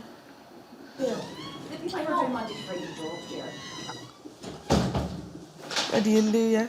Pyjamas and that. Shower cream. Oh, midwife, would you think these pads are big enough for No, absolutely not. This is your first line of pain relief, okay? This little button here, okay? Yeah. Because now that you have the epidural, we don't want to labour to become too prolonged. Yeah. My life was alright because my man now was on drugs, but now none of them's on drugs, so it's alright now. It's gone now. Living with me nanny and then all my aunties and then calling them my sisters. That was alright. As my dad left us when I was 6, he said he was going. I seen him getting in the taxi, and then he goes, "Oh, where you going?" He goes, "I'll be back." And then he left.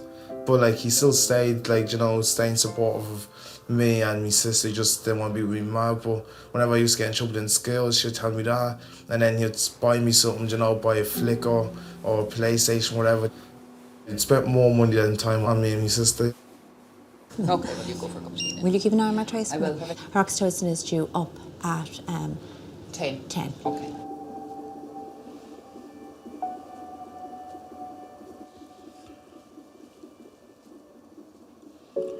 So what will we name the kid? Carson. Right, we have Carson. What if he doesn't look like a Carson? It is called Carson. But what if he looks like a Benjamin? Someone said to me, Yeah. call him Jeremiah. Jeremiah. I said, no. I can't call him that.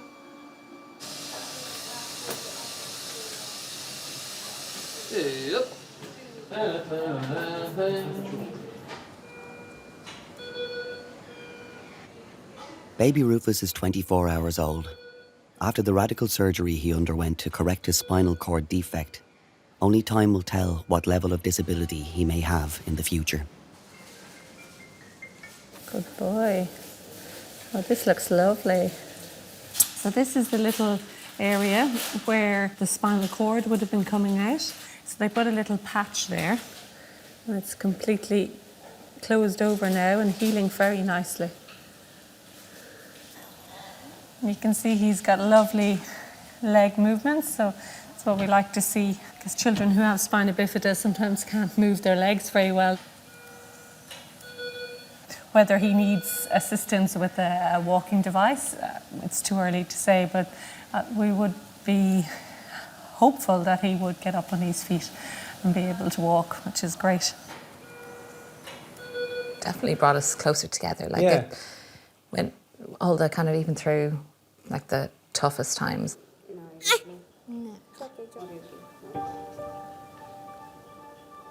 We know each other fairly inside out now, so that when you do have those bad times or those lumpy times, we're able to, see beyond it. See beyond it.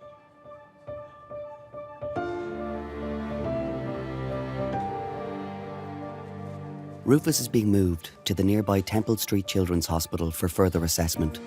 Sinman will have to stay in the Rotunda for a couple more days to recover from the C-section, but she hopes to visit him later.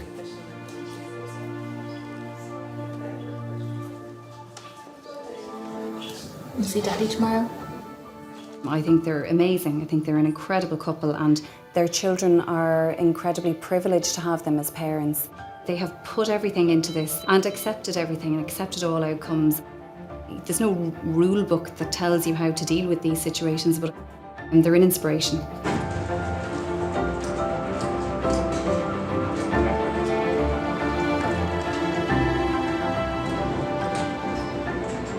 don't know, it's just a lot of machinery. I'll see him in a few hours, it'll be grand.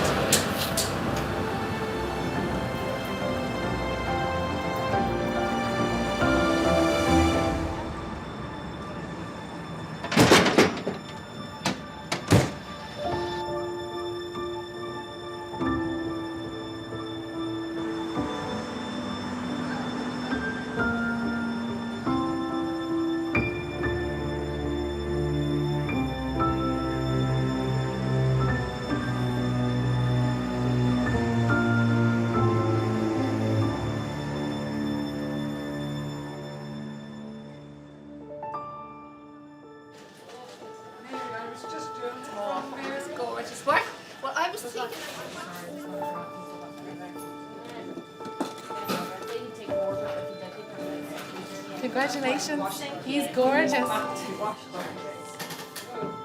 Well, Spina, you're 10 centimetres. Oh. From 10. Are you sure, Mark? Are you doubting me? It's 12 centimetres, isn't it? No, it's 10. No, like 12 centimetres is the delivery. No, 10 is the delivery, okay? 10. They displayed a lot of innocence, but enthusiastic innocence about the events that were happening. Your baby's head needs to come down a little bit further. So what we usually do is we usually wait for an hour after your 10 centimetres, then start pushing then, okay? Yes.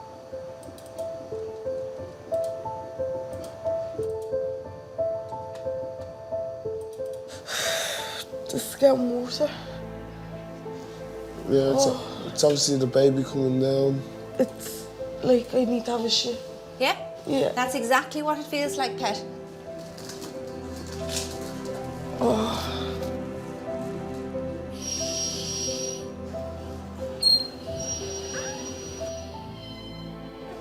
You want to try this?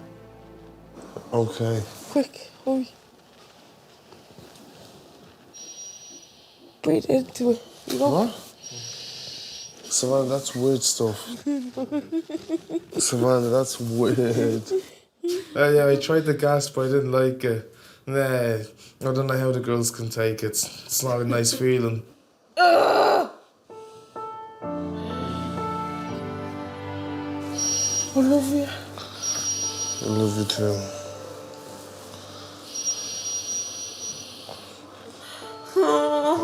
Use the gas mask. Use the gas, pet. That's it. Well done. Come on.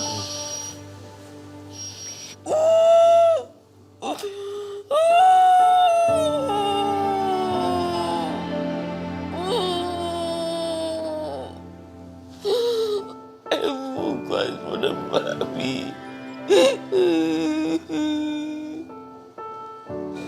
What did I tell her to come down to?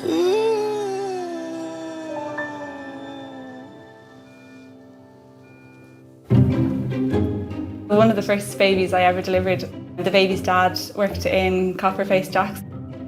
That baby is one of the only babies that I get to kind of see grow up, because every time I'm in Coppers now, her dad shows me pictures of her. 7 hours after arriving into the delivery suite, it's time for Savannah to get into position to push. You hold my legs up like that. Savannah, I don't know what your nanny told you. This is not the 1950s. I can't touch you when you're doing this. You can't, you're... And push again. Right down into your bottom really hard. Really hard, really hard. At the start, it was like watching TV or something. So I was just looking, you know, like watching like Nature Channel or something. So I was just looking, right, how does this happen? Come on, again. Do you want to sit down? Can I not look? And again. The dads may or may not find that they want to look or not look at what's happening. I think Brandon was actually very enthusiastic about looking. I think I had to kind of suggest to him that he'd be better off at the top of the bed. Hands in there, big breath in. No, Savannah, take in a breath and hold it. I just looked at her as like a ma or something, you know? Don't do this, don't do that. Come on, come on now, don't lose it. No, come on. I can't. Okay, Savannah. Savannah. Go away! Savannah, stop. Come on, Savannah. No, don't shout at me. I'm sorry. Yeah, I know you don't mean to, but listen to me. Listen. Those last 2 pushes were fantastic, okay? That's the kind of thing that will have your baby out, okay? It's too many. I can't do too many of them. All I'm asking you to do is 3 with each contraction. Oh.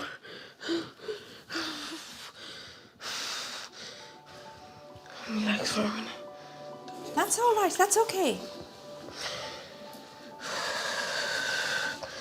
No, I don't want that. Right, okay. That's it. Good girl. So when you get your next contraction, you're going to give me a big push, okay? Just like the last ones. You ready? Right, big push down there now.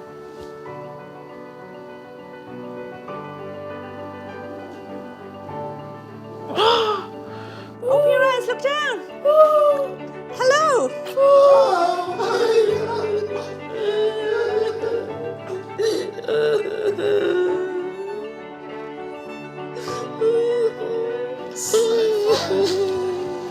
Great job.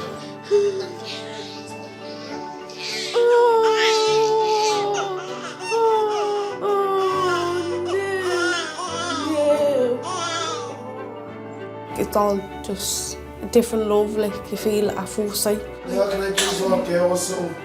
You want to leave the room? No, don't. I just got emotional and I ended up having to leave. Like, you know when you're about to cry, you get that feeling. That was in my whole stomach, so I didn't know what to do. I felt like there was too many emotions in that room. Talk to you instead, please. Sorry? Can I talk to you instead? Congratulations. Yeah, Are you all right? it's too emotional. Congratulations. Oh, no. No. No. Did you not believe in yourself? You should believe in yourself. You've done it. Baby. He's so big. He has a big hand. He's a big boy. He is, yeah. Yes.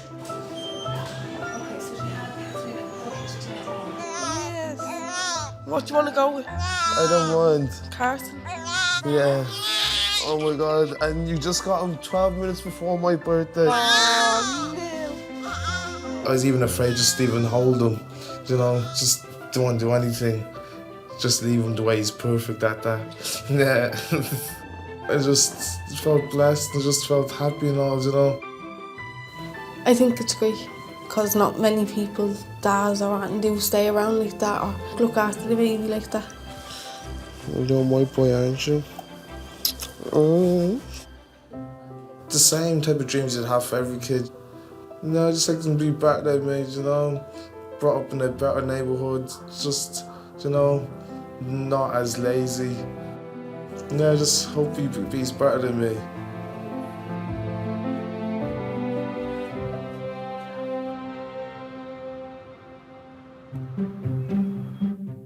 Well, someone once told me before, they said never have a baby, it's like someone has a steel pole and they're baiting it off you. Now, after that description, would you ever have a baby?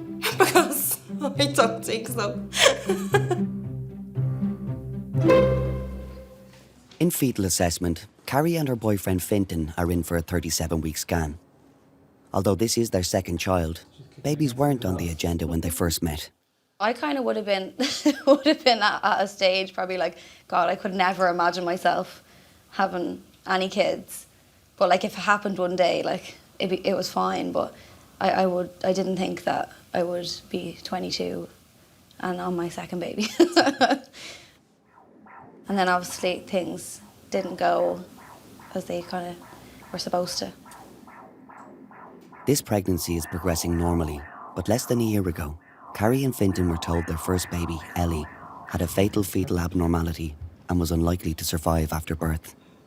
We went back to my house then, and we just sat there for the whole day, really, just basically crying. And then for every day after that, probably the same thing. Couples have the option to continue a pregnancy or to interrupt the pregnancy, and every couple comes to it with different values and different life experiences, and our job is not to judge, just simply to provide the information and to be as supportive as we can. You see her wriggling around there now? So, had a look at her heart a few minutes ago. So here you can see the 4 chambers beating nicely. You've done very well in Paris. Now 37 weeks pregnant, Carrie is past the point at which her last pregnancy ended. Back then, despite the likely tragic outcome, they wanted the pregnancy to continue as long as possible. I said to Fintan, I said I would literally be pregnant for the rest of my life if it meant that she would just still be alive, like inside and stuff. That like just to be able to give her that little life was nice and comforting. So all absolutely normal. I'm very happy with that. Great.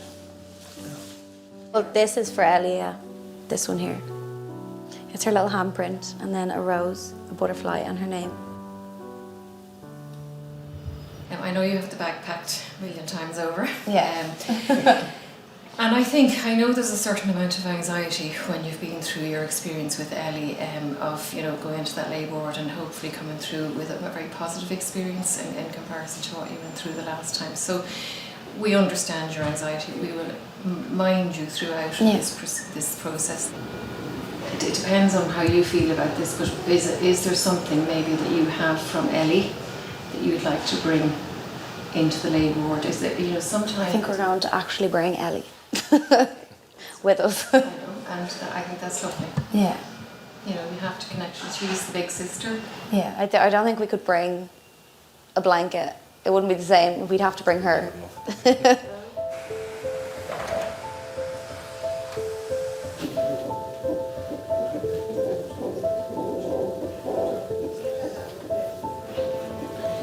You can pop her over there.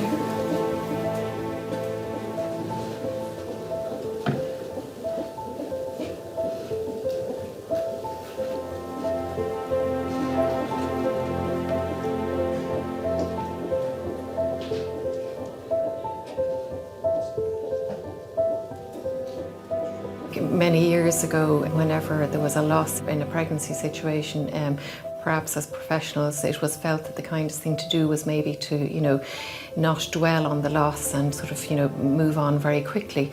In the last 20 years, I think we have learned from parents that their preference is that they want to acknowledge their baby so that their lives are moving on, but they're continuing to acknowledge that baby they lost. I think we'll have her by tonight. Good feelings.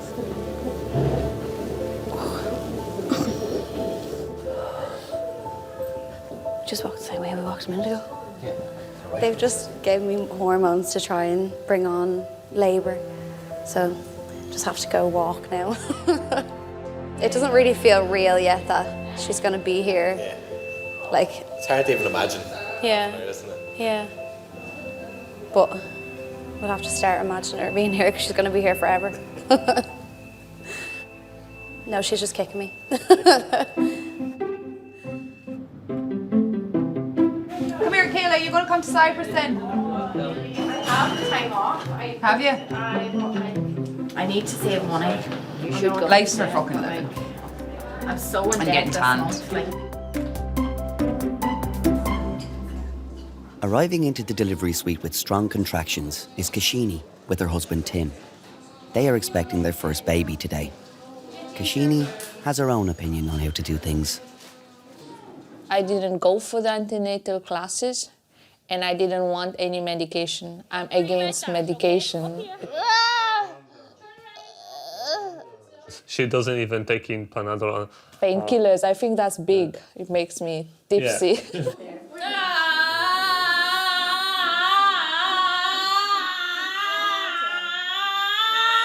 It was very intense and, horrific really, the pain that she was feeling. It would be quite rare for a first-time mom that she'd see such quick progression. Like a contraction, if you can imagine, is all like your stomach muscles just squeezing in to kind of expel something, and that's kind of what a vomit is as well. She was really feeling sick and miserable through the contractions. Oi, oi, oi, oi, oi, oi, oi, oi.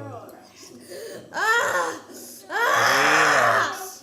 Breathe, breathe, baby. I'm breathing! I know. You're doing great. It's all a big rush now. You're doing great. Where are you from, Kashini? Mauritius. Mauritius, lovely. How long have you been here for? So we've been here since 2-3 years now. 2 or 3 years. You have an Irish baby? Yes. Polish, Mauritian, Irish. We met on Facebook. He sent me relationship requests. I find it really cute, so I accepted it. Because no boy ever dared to send me relationship requests online. I was like, I don't even know this guy. He's never been to Mauritius. I've never met him in person. Why? So it was just an online thing, yeah? I'm still safe. I know him from September 2014, and literally he booked flight for February 2015. That was our first time we meeting, first time, our first kiss was at the airport. Yeah. You're doing great now. You're going to have your baby in your arms really soon. She was worrying how she will because her pussy was 2 centimeters, but now it seems that it got very fast. I think it was just a kind of lost in translation that you might get a little bit confused with some of the names for things. So yeah, that was really funny actually. I was trying not to laugh. Very good, baby. You see, the pussy is right. Okay, now everything goes well now.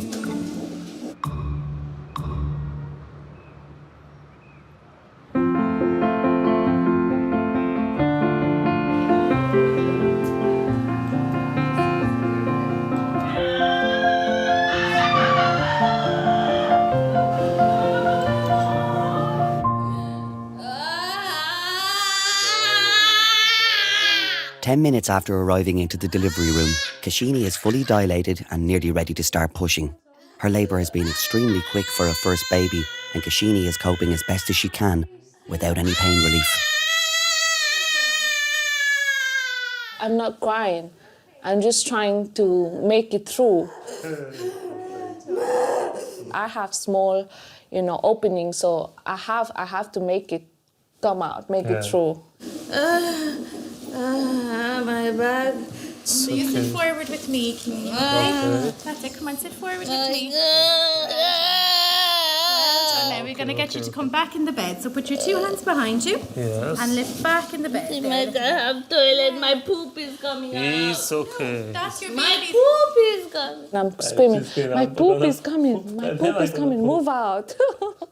That's how I was screaming, but it wasn't poop. The midwife nicely told me, oh, it's not poop, it's your baby. Yeah. You need to push more, you need to push more. If you go and grab my hand, grab my hand. Grab your hand. Yes.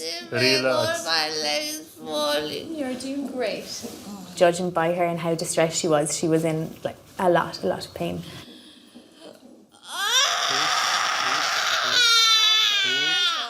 Breathing. When you're in that terrible pressure and you're feeling all of that, it feels overwhelming, like you feel like it's never going to end. So the next time you get a contraction, I know you want to scream and you want to just let all that pain and that pressure out, but if you take a breath like this, and if you hold it, no, not like that, like this, and push into your bottom, like you're on the toilet doing a poo, you'll have your baby, okay?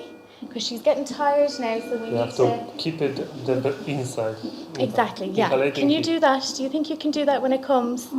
I was so excited that the baby's coming to me, to my aunts, that I actually didn't even notice that she's in the pain. Yeah, I was like, I felt like I'm losing you. Yeah. You're talking with a midwife now, I lose my husband. My life is destroyed. I'm dying. He's flirting with a midwife. Now, I had all that weird feeling of, Oh, God. you're cheating on me right now, all of you go off. It was all a mind thing. Stop this, Dimek. I don't need you to rub my forehead. I'm tired. He was trying his very best to be supportive, but I think at that stage she was just so far into her labour and so close to delivering that really there was nothing that anybody could do to kind of give her a little bit of comfort. She just had to do it, and she just had to go with what she was feeling, but I think that was quite hard for him. I'm sure he found that hard. Stop rubbing my forehead. Okay. Right now I'm trying to push a human out, and you're doing this to me. I don't like it. You're going to have your baby in your arms really soon, okay?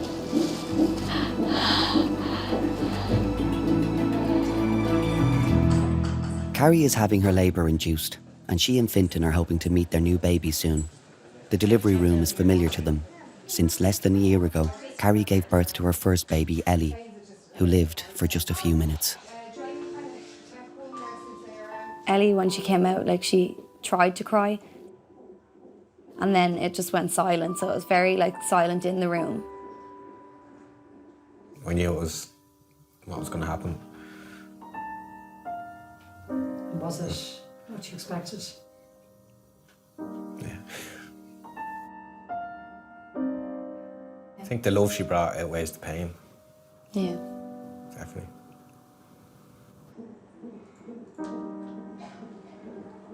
The labour is quite a worry for me now.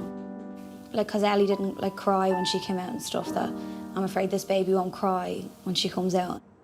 And just getting her out safely. Like, she's a big, big baby. So I have a lot of work to do. And again, big breath in. And again, go on, right down. Go on, right down. Right down. You are pushing great. Contractions starting here now. So big deep breath in. Bring your legs right back to you. Like that, yeah. After 7 hours of labour, Carrie is pushing hard, but things aren't progressing. A bit more. A bit more. And again, big breath in. When it went past probably a half an hour of pushing, I kind of knew that it was a lot harder than last time, and I don't know if I actually was going to move her, because I couldn't really feel, like, progression as I was pushing. Go on, right down. Right down, go on, keep going. Keep going, keep going, keep going, keep going. Right down, Carrie. That's it. I can't see her yet, but that's expected. Her head has to take 2 steps forward, 1 step back. You'll get there. I don't care how she gets out when she gets out safe. That's all that matters. I could tell she was definitely running out of energy, and so it looked like you were going to give up nearly. I can't do another one of them. Oh, okay. I really can't. And I'll just see where the doctor is, all right? I'm exhausted. When Martha said she was going to get the doctor, then I kind of thought, right, well, I obviously need help to get her out, like, or she won't be born. But I thought that I would definitely end up in a section. When she said that she was going to do the suction delivery, I kind of thought it would be easier than it was. Well done. Big deep breaths, Carrie. You're doing amazing. Big deep breaths now. Big breath. Bring the legs right back. And go for it now. Go on, right down. Right down. Keep going, keep going, keep going, keep going. Really hard. Go on. Right down. You're doing brilliant. Keep going. There goes from being like you, your partner, and a midwife to all these people, and that you know that your baby's going to have to be seen by a paediatrician when they're born as well, which is an added like fear. And again, Carrie. Come on, big breath in.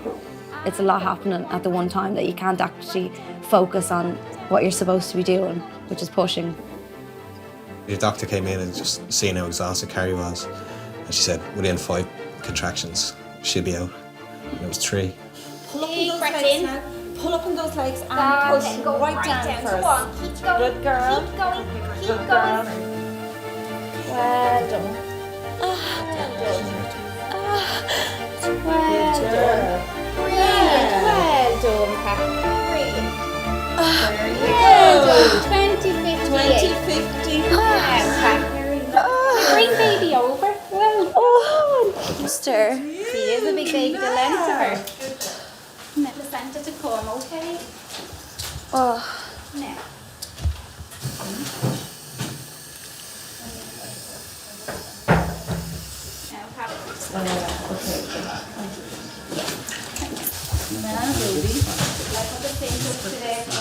Good girl. Come on now. Good girl. Now we want a louder cry than that. I know you. A louder cry. Well done. As soon as I heard her cry, it was just complete like relief. Okay. Just happiness. Just like pure happiness. Don't worry, I'm going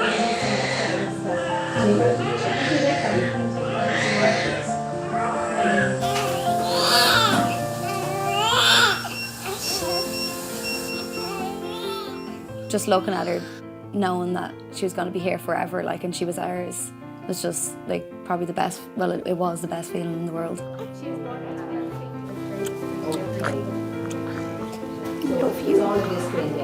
You just did not want to come out, did you?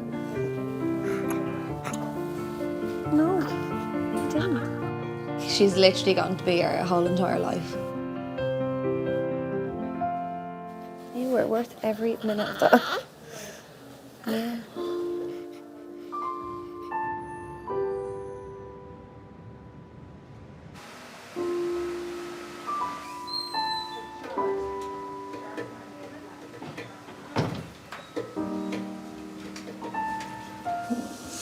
Yes, baby. Very good. Just 30 minutes after arriving in the delivery room, it's time for Kashini and Tim to meet their first baby, with the help of midwife Ellie. Sometimes because they just can't hear what you're saying or focus on what you're saying, so sometimes you actually have to say, like, look at me and just listen to what I'm saying to you. Especially like that when it happens very, very quickly. It's very hard to kind of comprehend and to take in. Well done. Just breathe. You can. You can. Just breathe. Just breathe. Breathe. You're okay. Loads of pressure there now. That's her head. You're doing great. Just blow. Blow now, Kashini. Blow. Blow. That's it. Just let it come now. Just let it come. Just blow. Just blow. Blow. Let it come. Let it come. That's it.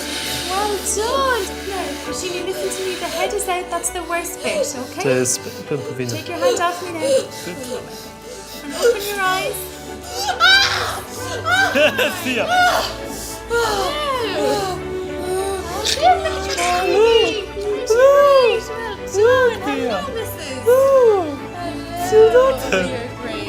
I was super happy. I was like the biggest thing I could possibly, like, she can't give me anything else, so I will be probably happy about.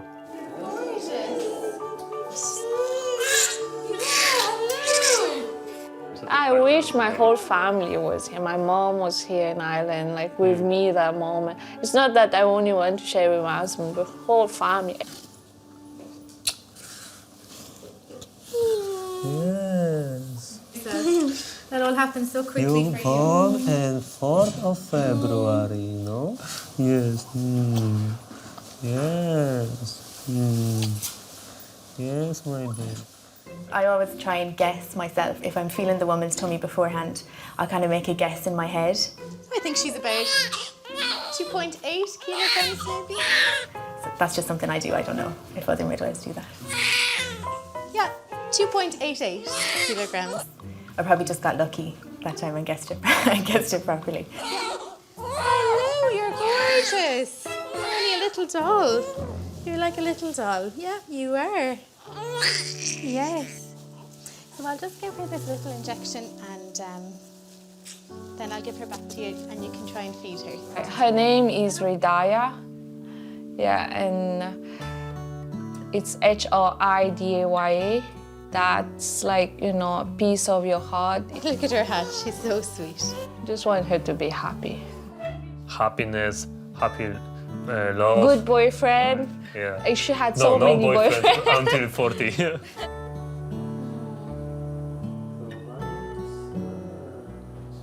Oh, you okay? Mm. Yeah. Mm.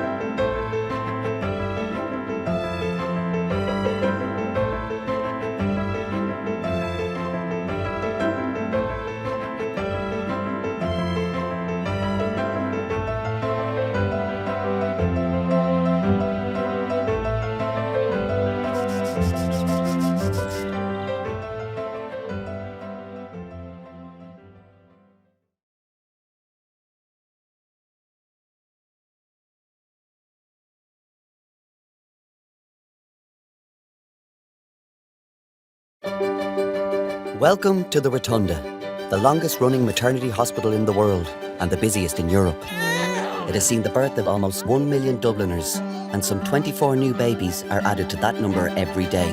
Well done. Congratulations.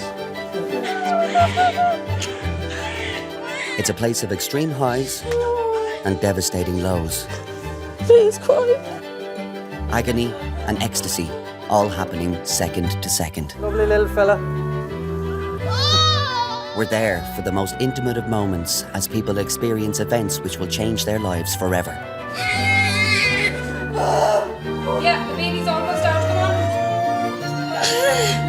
on. Events to be remembered and retold for generations to come. Well done, you're okay. Your baby's nearly here. Oh, here we go.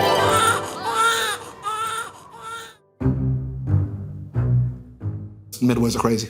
If you had told me before I worked here that they really, really care, I'd say, well, it's a company line, but they really, really care. I've seen midwives stay 2-3 hours past that time just to make sure that person that they've been with all day has a successful birth, and then they go and visit them up in the Lily Suite, and you know, it really is a genuine attachment. I wouldn't have believed.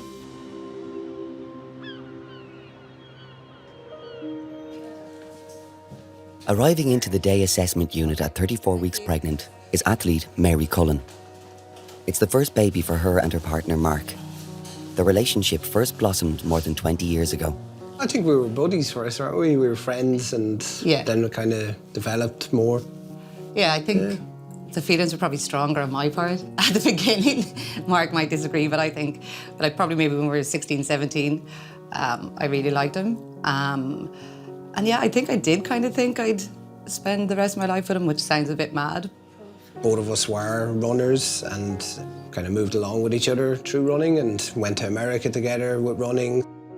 I went to championships like the European Championships, World Championships, and I won a European bronze medal in 2009 and broke one of Sonia O'Sullivan's Irish records for indoors. So I still have that record at the moment, but hopefully there'll be an upcoming junior that will take it off me.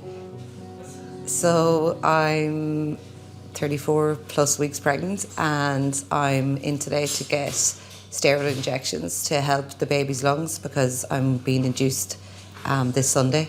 There's a lot of emotions going on. There's excitement to meet the little one, and there's also a little bit of apprehension just that everything would be okay. Mary was diagnosed with a rare form of cancer when she was 8 weeks pregnant. She underwent surgery at Beaumont Hospital, but needs to start radiation treatment as soon as possible, so her baby is being delivered 5 weeks early. I love that sound. It started off, I guess, July of 2018, where I had this like fullness in my ear and just like deafness as well that just didn't feel quite right. Went to my GP, who did notice I did have a swollen lymph node at the back of my ear. I went into my local hospital and they did a biopsy on the lymph node. That's then when they kind of knew that it wasn't good news and that it was potentially a carcinoma of some sort. The tumour that they were seeing when they went up my nose with the camera was just the tip of the iceberg. The actual tumour itself was further back in that nasopharyngeal space. So thankfully he was able to debunk part of it, but part of it had to remain there because they obviously couldn't remove it with the surgery that was, I don't even know if you could have had surgery to actually remove the last part because it's so far down, close to my brainstem. 1, 2, 3. Well done. Balancing the competing risks between the health of the baby and the health of the mother in a cancer case is always very challenging.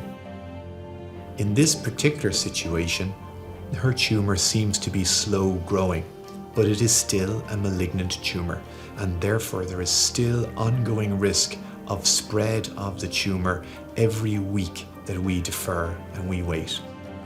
So it is therefore difficult to justify keeping a patient like this pregnant beyond 34 to 35 weeks because the benefits for the baby are marginal, whereas the risks to the mother are at least potentially very, very serious. It wasn't so bad. Really? Yeah, it was okay. I'd had a few people had said that they can be. Yeah, they can, okay. Especially, and they can sting for a little while afterwards as well. That's perfect. Thank you. If they're supposed getting pregnant, before getting this news as well, was all made the whole situation a little bit scarier. I think if the baby wasn't involved, you definitely would have been getting treatment already. Yeah, 100%. Yeah. It's tough, and especially tough to see Mary go through it. Myself, I'm pretty laid back, and I think Mary helped me be more relaxed because she's very pragmatic about things, so I'm gonna cry. I kind of just followed Mary's lead with it. It's no point me being upset when Mary's not too upset about it, so yeah, Mary helped me get through it more than me helping Mary get through it.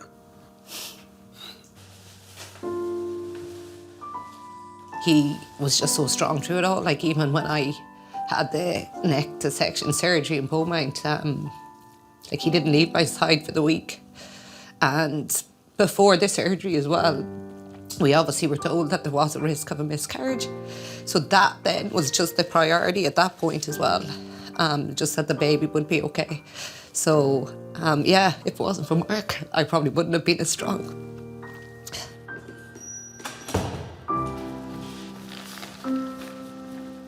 A lot of people actually say about us, his parents and my mum, that we're very laid back people. Mark probably even more so than me. So yeah, we just take it a day at a time. And yeah, I think we're going to look to the future and hopefully have a little one to look after in a couple of weeks. Look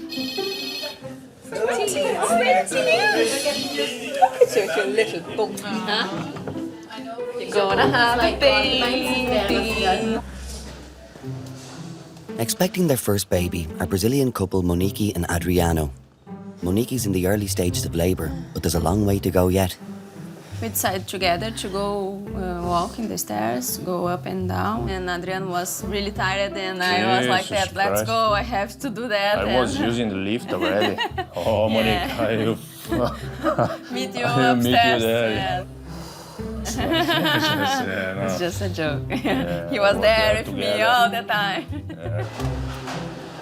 After almost a day of walking the corridors of the Rotunda, Monique and Adriano's pacing has paid off at last. We used to work in a call center company in Brazil. How are you? And then I saw like a very beautiful woman and Jesus Christ. I have to start to talk to her. How are you? I'm Jenny. Nice to meet you. You too. You too. Adriano. What's your name? Monique. I think he has a very loud voice, then everyone can hear Adrian talking. And, hello, how are you? Nice to meet you. Then for me it was like very funny. Can you hear it? The like. Yeah. See that bit when it goes like da-da? Your baby has hiccups. Yeah. Oh, yeah? Oh yeah, I can feel now. Oh, yeah? You can hear the little bit like, you can hear the hiccup in it. We always wanted to have like kids. And then, 1 year ago, we just started to say like, yes, that's the moment. Was late night around 11 p.m. I think. Yeah, always like that. Yeah, She liked to do these stuff late night. And then I did the test, and then I saw like, oh my God, look, I think I'm pregnant. And he was like, oh, Jesus, oh my God, oh my God, oh my God. He was more nervous than myself, I think, so. I didn't expect that the pain was really hard like that. Can I get up now? Yeah, do you want to get on the wall? Oh, yeah. Oh, I was like, oh my God. Oh my God, I was starting to dance with you all the night. I never did like that in my life. He's Brazilian, but he doesn't like I'm terrible on it. Yeah. And normally I have to drink a bottle of whiskey to start to dance. It's not true. It's not easy. You are not really Brazilian. No, I am Brazilian, but I'm terrible on it. But I know I'm very good to play football. Ah, yeah, it's true.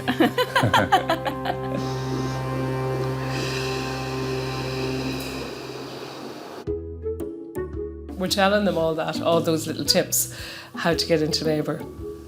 I suppose walking and keeping upright and the hot curries and putting the partners on a promise. What does that mean? Oh, having sex.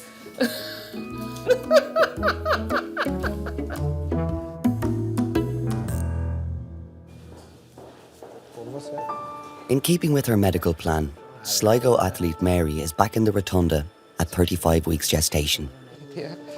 She's been given medication to induce delivery, and she and Mark are doing their best to bring on contractions. The patience, I think, is sometimes not my biggest quality. 18 hours after induction, and Mary has made little progress with labour. Midwife Ruth is checking if her cervix has dilated. So it's still a little bit thick. I have to push my finger through to get through it. So, and that's even just one. That's one Finger. Okay. Yeah, I know. That's with it. All right. Ideally, I wish I was a little bit more dilated at this point, but at the same time, I'm still aware that I'm 35 weeks. So we're playing with a few different cards. So I guess, still a bit nervous. Just want the baby to arrive safe and sound.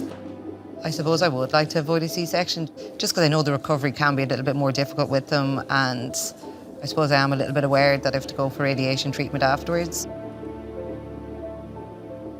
The disadvantage of a caesarean section is Mary's physical recovery afterwards will be somewhat more challenging, and it could indeed delay her preparation for receiving subsequent radiation therapy.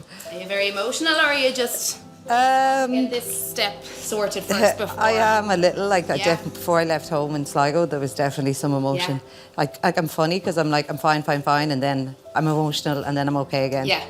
To be honest, the kind of pregnancy is been a good distraction from all the other cancer stuff. Yeah, exactly. Yeah, that's the thing. And like even look very well. Do you know what I know everyone says that. great. Everyone's like, you look healthy and stuff like that. So it's hard to think that there is something else going on, you know. Okay, I'm gonna have a little listen. Over the past number of hours, Mary has been making little progress in labour. An added concern for Professor Malone is that the baby is now showing signs of distress. We re-examined you. Your cervix is barely 1 to 2 centimetres. So it hasn't really changed much in the last quite a few hours. Yep. And for the last hour, we're seeing dips in the baby's heart rate with each contraction. Okay. When I'm seeing this level of dips in the baby's heart rate, this far away from delivery, I think is quite unlikely that a preemie baby is going to tolerate another 4 or 5 hours of labour. Okay. Yeah. So for that reason, Despite us trying hard with all of the various medications to induce, the right thing to do is cesarean section. Yeah. Is that okay? Yeah, no, that sounds good, yeah. All right. Thanks, Millie. Okay. I think once the baby is struggling with it, No, you're right. we tried. Baby's heart rate started to dip. They suggest that the baby's umbilical cord is getting squeezed. And healthy babies can tolerate squeezing the cord for a short period of time. But eventually, if these squeezing the cord is recurrent, even healthy babies may suffer a lack of oxygen. Yeah, I'll give you that.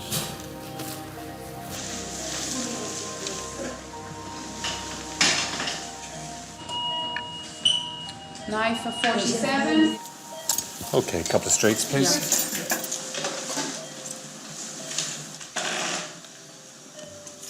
A little bit of stretch now, Mary. Okay.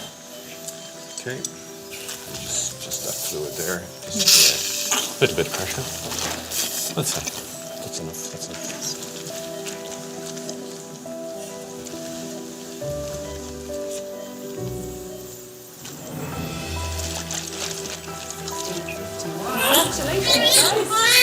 The baby is great and lovely and pink and screaming. Mark, can you see? Can you tell what you have? Little boy.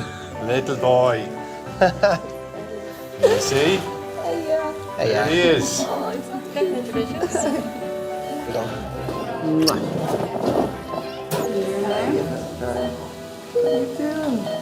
Thanks very much. Thanks for everything. Yeah. So well. Brilliant. So Mary, Yeah. congratulations. Let's have a look at this fella. He's a muppet. Yeah. Look. He's a lovely colour, isn't he? Yeah, he is. That's what I was just saying. Like, you know, life throws curveballs at times and you just got to roll with it. And yeah, I definitely would tell people little things, don't sweat them because life is short and life is precious, so just enjoy it. Hello.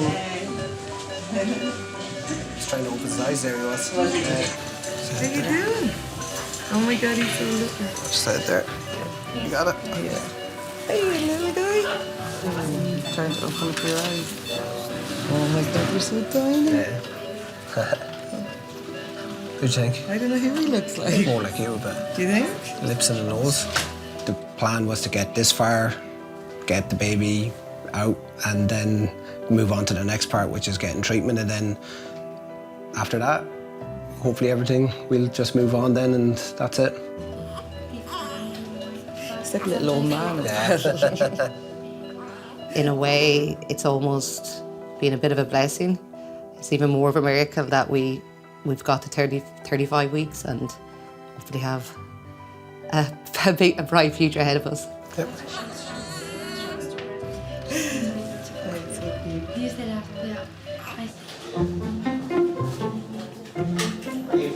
Midwife Nick is the first of 11 midwives arriving on the delivery suite at the start of their night shift.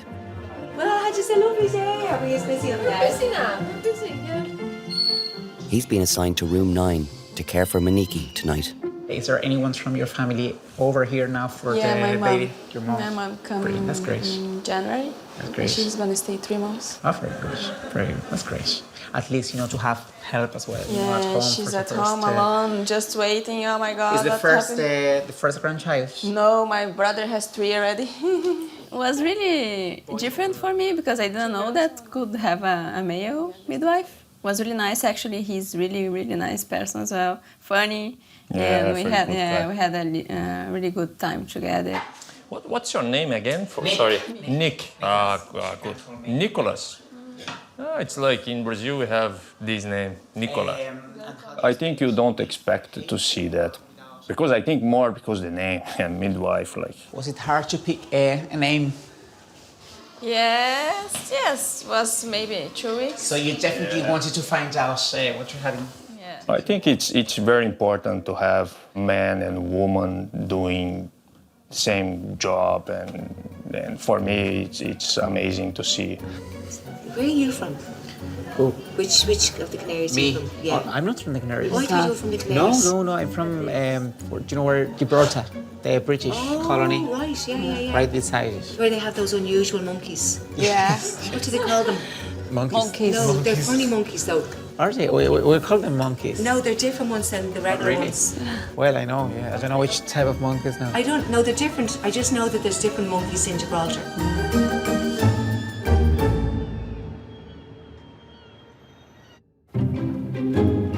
There's quite a few mums in our department, and we say, oh, aren't they so lucky coming in now with their bags? So we love that. And we're like, well, we so don't want any more children. But we just keep looking at them going, aren't they lucky? No, it's all ahead of them, so.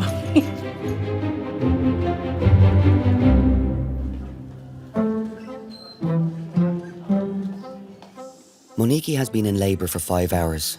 The pains have been increasing in intensity, and it's hard for Adriano to sit by and watch. I would like to share this pain. I would like to take some pain for myself, but you can't. You cannot do nothing. Just try to say to her, like, breathe.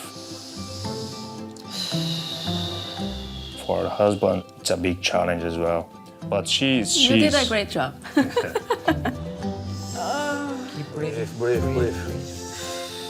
You don't know how it's because that you can Yeah, say. take back, please. Breathe. You never know, labor is unpredictable and things can change very quick, but you have different things that might tell you that it's gonna be a long night. You're doing fantastic, okay? We're not going to increase the oxytocin anymore because you're contracting very well. You made good progress. You're a very good 3 centimeters dilated now. Okay, but it could take from now 7 to 8 hours before you see the baby. Okay, I know you didn't like the gas, but the epidural is an option now only if you want to go for it, okay? It was midnight. I was thinking that I didn't want epidural, that I could hold by myself. You could have a break, go to sleep, for a few hours and, get a bit of energy back, for pushing. But it's your decision, okay? We were looking just to try to have everything natural. We checked like 3 centimeters and maybe we'll take like 7-8 hours more with that pain.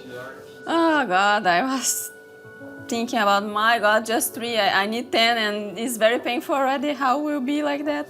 Then I asked for epidural. Yeah. And then when she had this medication, our life changed. I could see my wife again because before was just a person trying to breathe and she couldn't listen, she couldn't talk and nothing. And then when she had this medication, so now I can see Monique and she could sleep and it was amazing to have it. So we just give you a fresh one here. Oh, jeez. They said to me, Adriano, we can have a small bed for you. Oh, I started to cry, I think. Nice. Tender camping because they're not very comfortable. Oh, it is. No, it's very, very comfortable. Oh my God. Oh, Jesus, was amazing. He was very happy. Oh my God, I can have a bed here. Yeah.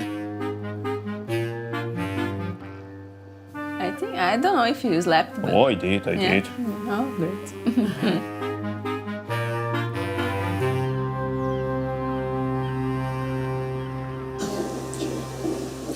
We have just reassessed her now and she's still the same. At only 6 centimetres dilated after 13 hours in the delivery room, Monique's dream of a natural delivery is slipping away. Things are going slowly.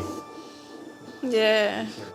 You don't expect it to be like 20 hours doing that, and the stress is so high. Going forever, and the baby's fine. You're quite well, and temperature you feel comfortable at the very least, but we can't leave it at 6-7 centimeters for forever, okay? At that stage, I think she knew herself that at that point that it was going to be a cesarean because her cervix hadn't dilated. Now, I'm going to ask you if you just have a seat here and we'll get you organised in a few minutes, if that's okay. When she got pregnant, yes, we don't want C-section. Let's go to the natural one. I was frustrated because I was so close. I think the right decision, it's for your safety and the baby, is the C-section. This is Irish, yeah, Irish, yeah.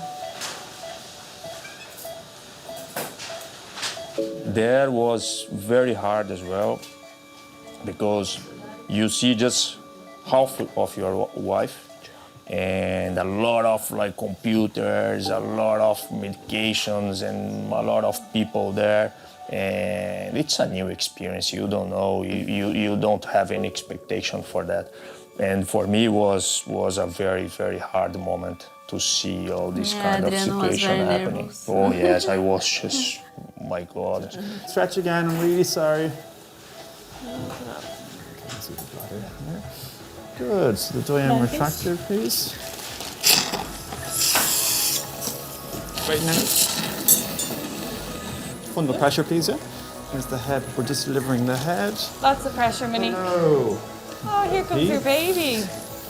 Good. Yeah, keep going. Come on, baby. Now. Hello. Hello. There you go. Happy birthday, baby.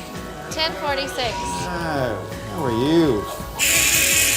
Fine. I was going to show you here on top, baby, so you can see here. Look up, look up, look up. Oh my God. See, it's a girl. Hello, Sophie. Congratulations. Thank you. Congratulations. She was there, amazing. It's unbelievable. You don't know what to do. Like, jeez. She has more hair than me. She's gorgeous. Brava, bonita, viu? And after when she born, I was like, oh, it's a new world, new life, completely different, new love. For a father, it's like 10 months of pregnancy. Okay, you see the movement, you are there all the time, but you are not feeling as the mother, I think. And then it's your time to start to feel as well. I'll pass her up. So if you just pull your top out, there, and pull it down over the top for you. Yeah, that's it. I cannot explain what's the feeling. It's something that I never had before, and now I have this thing, and I want to keep this for all my life. Now you can't really see her there, but it's just no. Very nice, yeah. Oh my God. Okay. Thank you so much. You're welcome.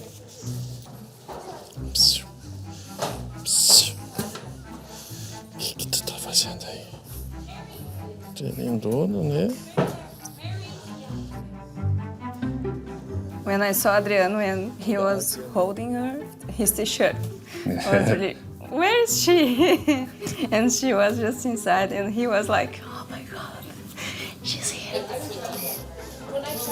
I think he's the best father ever. And partner. Also. Tá, aqui é meu. Falei pra ela, não tem tempo.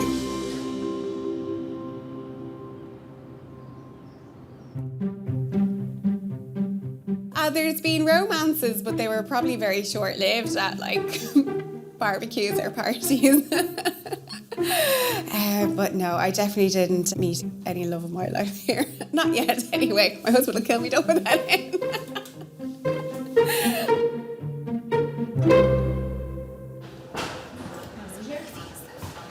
Hi, Ciara, how are you? Arriving into fetal assessment, parents of two, Ciara and Mickey. When they first met, Ciara was keen to make an early impression. I texted him. Yeah, you did, that's right. What time? 6. On a what? On a Saturday night. On a Sunday morning. He was chuffed, couldn't wait to go down to the pub to tell the lads. You never guess who texted me. And the response I got was, really? That time? Did you get any rest last night? No. No? It's just the discomfort. We went for an early scan. I need to take a closer look, she said, because she said it seems there's 2. And I said, sorry, what? Yeah. And I started laughing. Ciara didn't. So, Lucy? Yeah. Yeah. And this is Evie here. I think that's the best we can do of the two of them. The two of them together. Evie's bum on Lucy's head. There's Evie. You can see her hand really clearly there. I was delighted then. I was hoping it was 2 boys, like, to even it up, you know, because I was already 3-1 down. And then, then we found out it was 2 more girls. So I'd be 5-1 down. I was thinking, God, 3 kids under 2. Like, how will I cope? That's what I was thinking. And then I went for my 16-week checkup and they scanned me. That's when we got the news. At their local hospital, during a routine scan, Ciara and Mickey were told some devastating news. She basically sort of said, your little baby's he's going to die, was the term, was the words we used. Your little baby's going to die, and that's the words that stuck in my head. All of this dark area here is the amniotic fluid belonging to Evie, so this is quite increased. We wouldn't normally see this degree of amniotic fluid. So we can say, compared to Lucy, that she is lacking the skull bone. I was given the diagnosis that I was carrying the baby with anencephaly. Anencephaly is a failure of formation of the fetal skull bones, and this leaves the brain tissue exposed. And so essentially what it means is that ultimately the baby has minimal or no residual brain tissue left. Now obviously this is a very serious abnormality, and unfortunately one that means that a baby cannot survive for any significant length of time after delivery. It sounds selfish now, but I couldn't think. I could only focus on the news I was given, like, you know. And everyone would say to me, like, you know, you're going to have to, you know, stay healthy and, you know, you still have a healthy baby in there. But it took over, you know. I just felt sick every time I thought of it. It was just filled with worry then. There was no excitement, there was no looking forward to it, and it was, like, my whole head was, like, you just had, always through it, you just had to get through it. Little pinch. You're all right. Ciara has to have a difficult procedure today to drain excess amniotic fluid from her womb. Oh. Are you all right there? When a baby has anencephaly, the problem is that they often don't swallow, and when a baby in utero is not swallowing the amniotic fluid builds up. And so this is what posed the risk of the pregnancy in this case. As the pregnancy went on, there was more and more fluid building up around Evie. When there's a lot of fluid, obviously, first and foremost, it makes the mum very, very uncomfortable, but it also significantly increases the risk of preterm labour. How much have you though? 250 mils. I'll probably do more because they're about 60 in each, really. That's the target. Ideally, if we could take at least a litre off, but let's just see how you are. I mean, we keep going for the difference, is it? Yeah. The risk of actually doing it is that in doing the procedure, you can sometimes trigger labour. So while on one hand you're doing it to reduce the risk of a preterm labour, it in itself is a risk for labour happening. The main discomfort from this procedure actually comes from the uterus contracting. When you put a needle through the uterus, because it's a muscle, it will contract. Pinch. Okay, well done. All done. Yeah.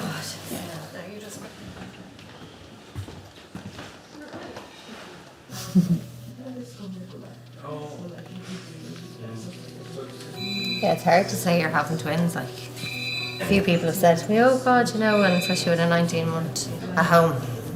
You know what I mean? Your hands will be full a lot like that. Your hands will be full. You know, 3 babies, and you'd just rather not correct them. So you're just like, yeah, you know. But then deep in the back of your head, you know, you're only getting to bring one baby home, like. So yeah, it can be tough.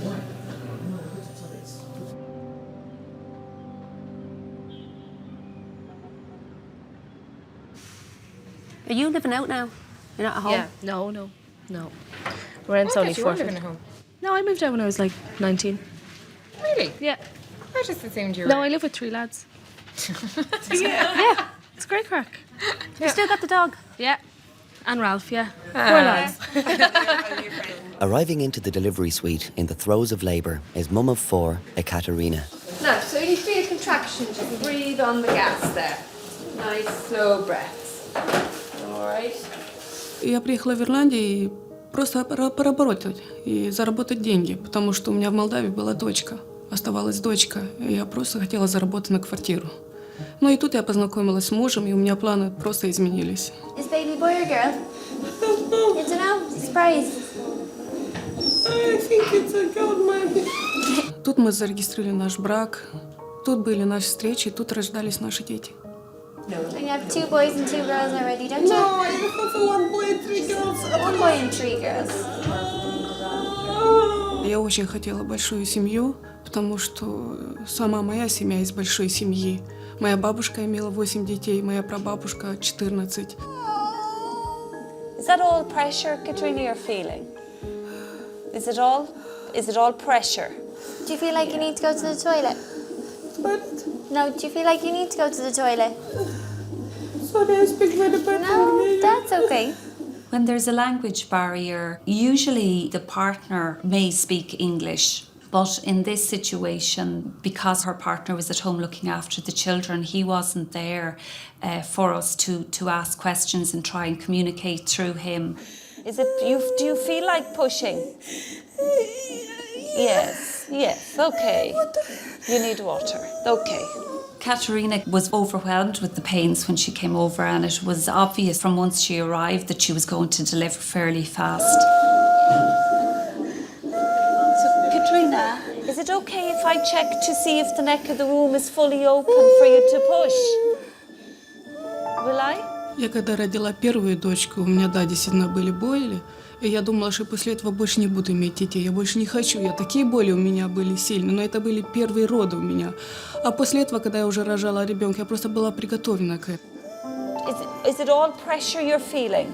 Do you feel baby move down? A little. Okay, all right. Will we move you up the bed a little bit? No. Okay.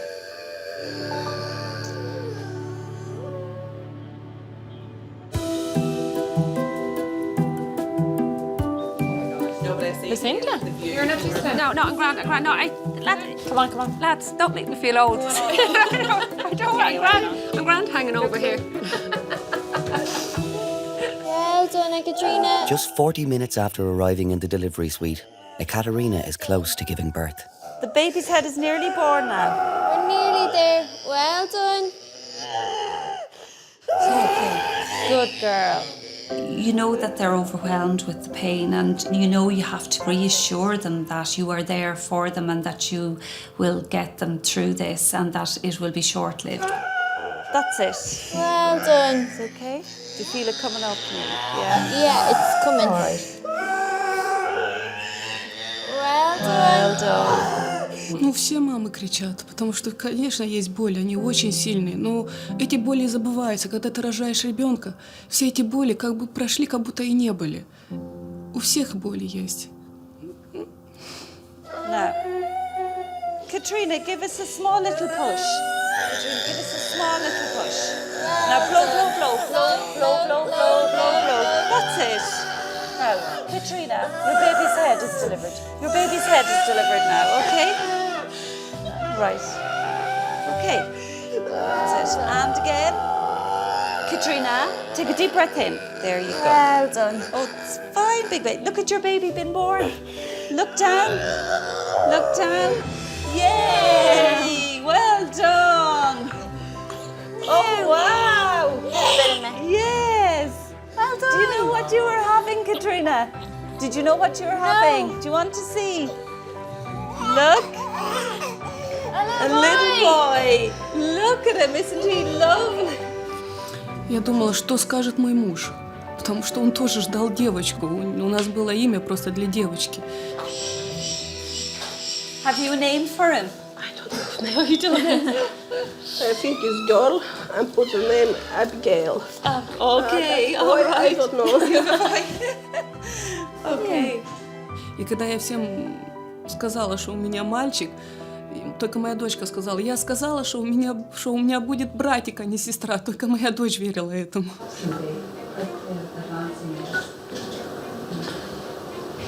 Это я только что родила. Мальчика. Да.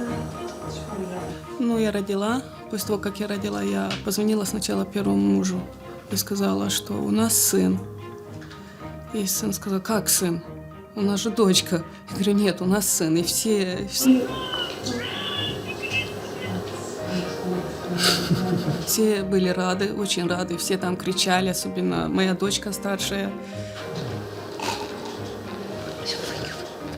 Муж его назвал, Альберт. Are they happy? Good news? Boy? Every happy boy. Ну, я когда родила первого ребенка, мне казалось, что у меня самый красивый ребенок из всех, что у меня самый лучший ребенок. Но когда я уже родила мальчика, я то же самое думала, у меня самый красивый мальчик из всех, у меня самые красивые дети. Ну, я не отличала детей между ними, у меня все дети красивые, я их просто всех люблю.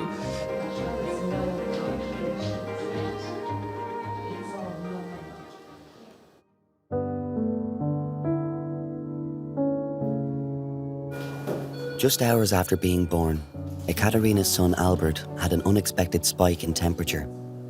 For the past 2 days, he's been in the intensive care unit for treatment and observation. When I delivered my baby, everything is okay. Temperature is 37, it's okay. 38 temperature. I don't know what's happening. Now I'm waiting result. I don't know.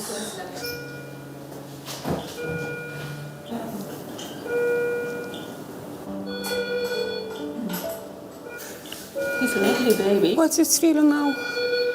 So he's no fever now. He's good. We're treating him as if that he might have an infection because he had the temperature after he was born, and then he had another temperature again as well. Now it's well, yeah? Now it's good. Yeah. And yesterday when he came down for his tests, we noticed that the oxygen level in his blood was dipping a little bit, but it's been fine since he's gone into his little box. And then there was also some people said they noticed a little noise when he was breathing. So I'm just going to open up the incubator and see if I can hear it. All right. They're all good. Что это у меня первый случай в жизни было такое, и я не понимала, что вроде нормальный ребенок, большой, красивый, а он сидит в инкубаторе, а там сидели все маленькие дети. Я не могла понять, что происходит. Я просто... I'll wait and hear about the noise he's making when he's breathing. I'll speak to the nurse who's looking after him and see. That's it clear here? Here it's clear? Here it's clear. Now listen, he has lovely breath sounds. It doesn't sound like anything. Я очень хотела домой. Как мама, все хотят домой. He's feeding well, which he's doing at the moment, and if he's gaining weight, which we don't expect him to at the moment, but he will, then we don't worry too much about that noise because it tends to just go away. Thank you very much. I'm relaxed now. Congratulations, he really is lovely. Now it's fine. Monday I can go home. Oh my God.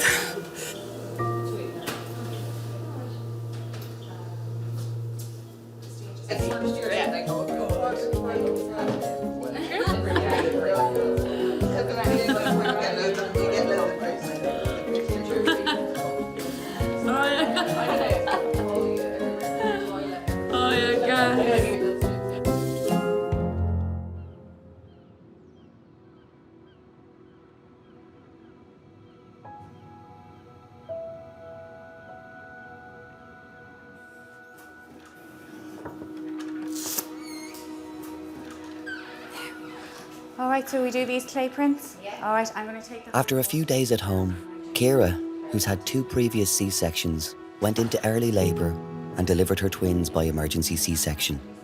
Yeah. Ciara and Mickey named the girls Lucy and Evie.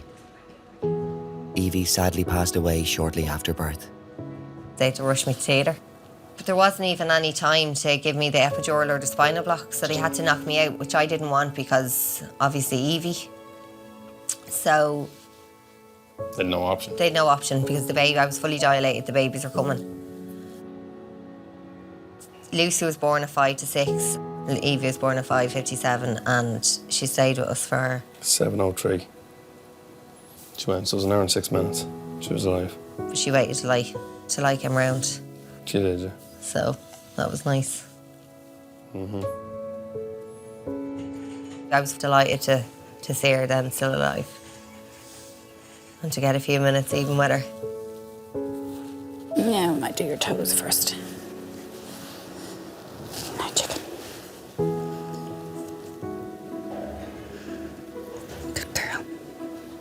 Oh, that's perfect. They brought Evie out to me, and I was there on my own. I spent the time talking to her and telling her about, telling her about who I was, who her mum was, and her brother, her sisters, and I said about granny, and, grandparents and cousins, and I told her about the dogs. But I wanted her to know all the things. Even though she was only there for an hour, she was somebody, and this is what she would have been. Bereavement midwife Emma takes hand and footprints from Evie's sister Lucy too. I'm sorry, chicken. I know. I'm so sorry. That's it, sweetheart. That's it. All done. It's all about making memories. I mean, they started off together so that every memory that you make, as much as we can, we include Evie and Lucy. So, like the clay prints, while we're doing them for Evie, that we'll do them for Lucy, and Mum and Dad would have them together. All done. Slightly more difficult. She moves a lot. Yeah, she really wiggles. So that's the two of them. So Lucy and Evie. Well, there's not that much difference in the hands. No. I thought Lucy's was going to be a lot longer. Okay. We knew they were not going to get much opportunity to share anything, so we hadn't thought about middle names for them. So we called it was Lucy May Brennan and then Evie May. So they share a name. Yeah, that was lovely. Something with the two of them. So yeah. Yeah.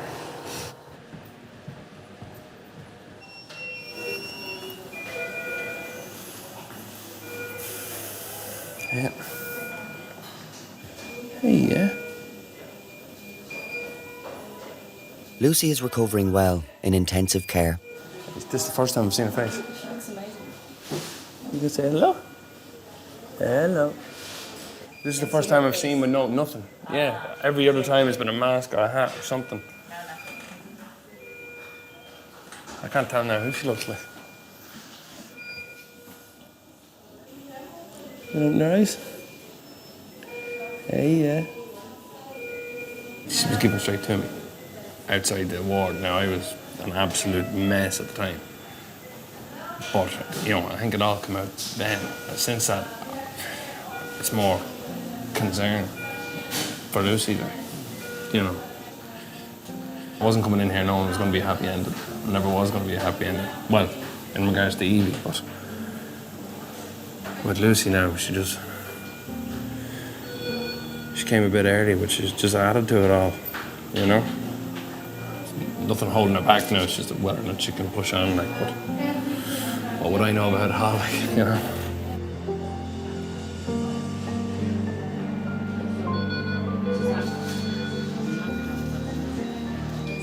Perfect. This side? Yeah. It's okay like this? Yeah, perfect. Hello, little woman. Hello, little woman. No. Goosey goosey. See, last night, she was waking me going. That's the first time I think it was killing me. It's horrible. Whereas usually she's asleep, so you're kind of like, right. But she was like staring at me as if to say, where are you going? You saying hi? I'm exhausted. Yes. She's worth it. I see you. I do. I do. Yes. Yeah. Say hi. Yeah.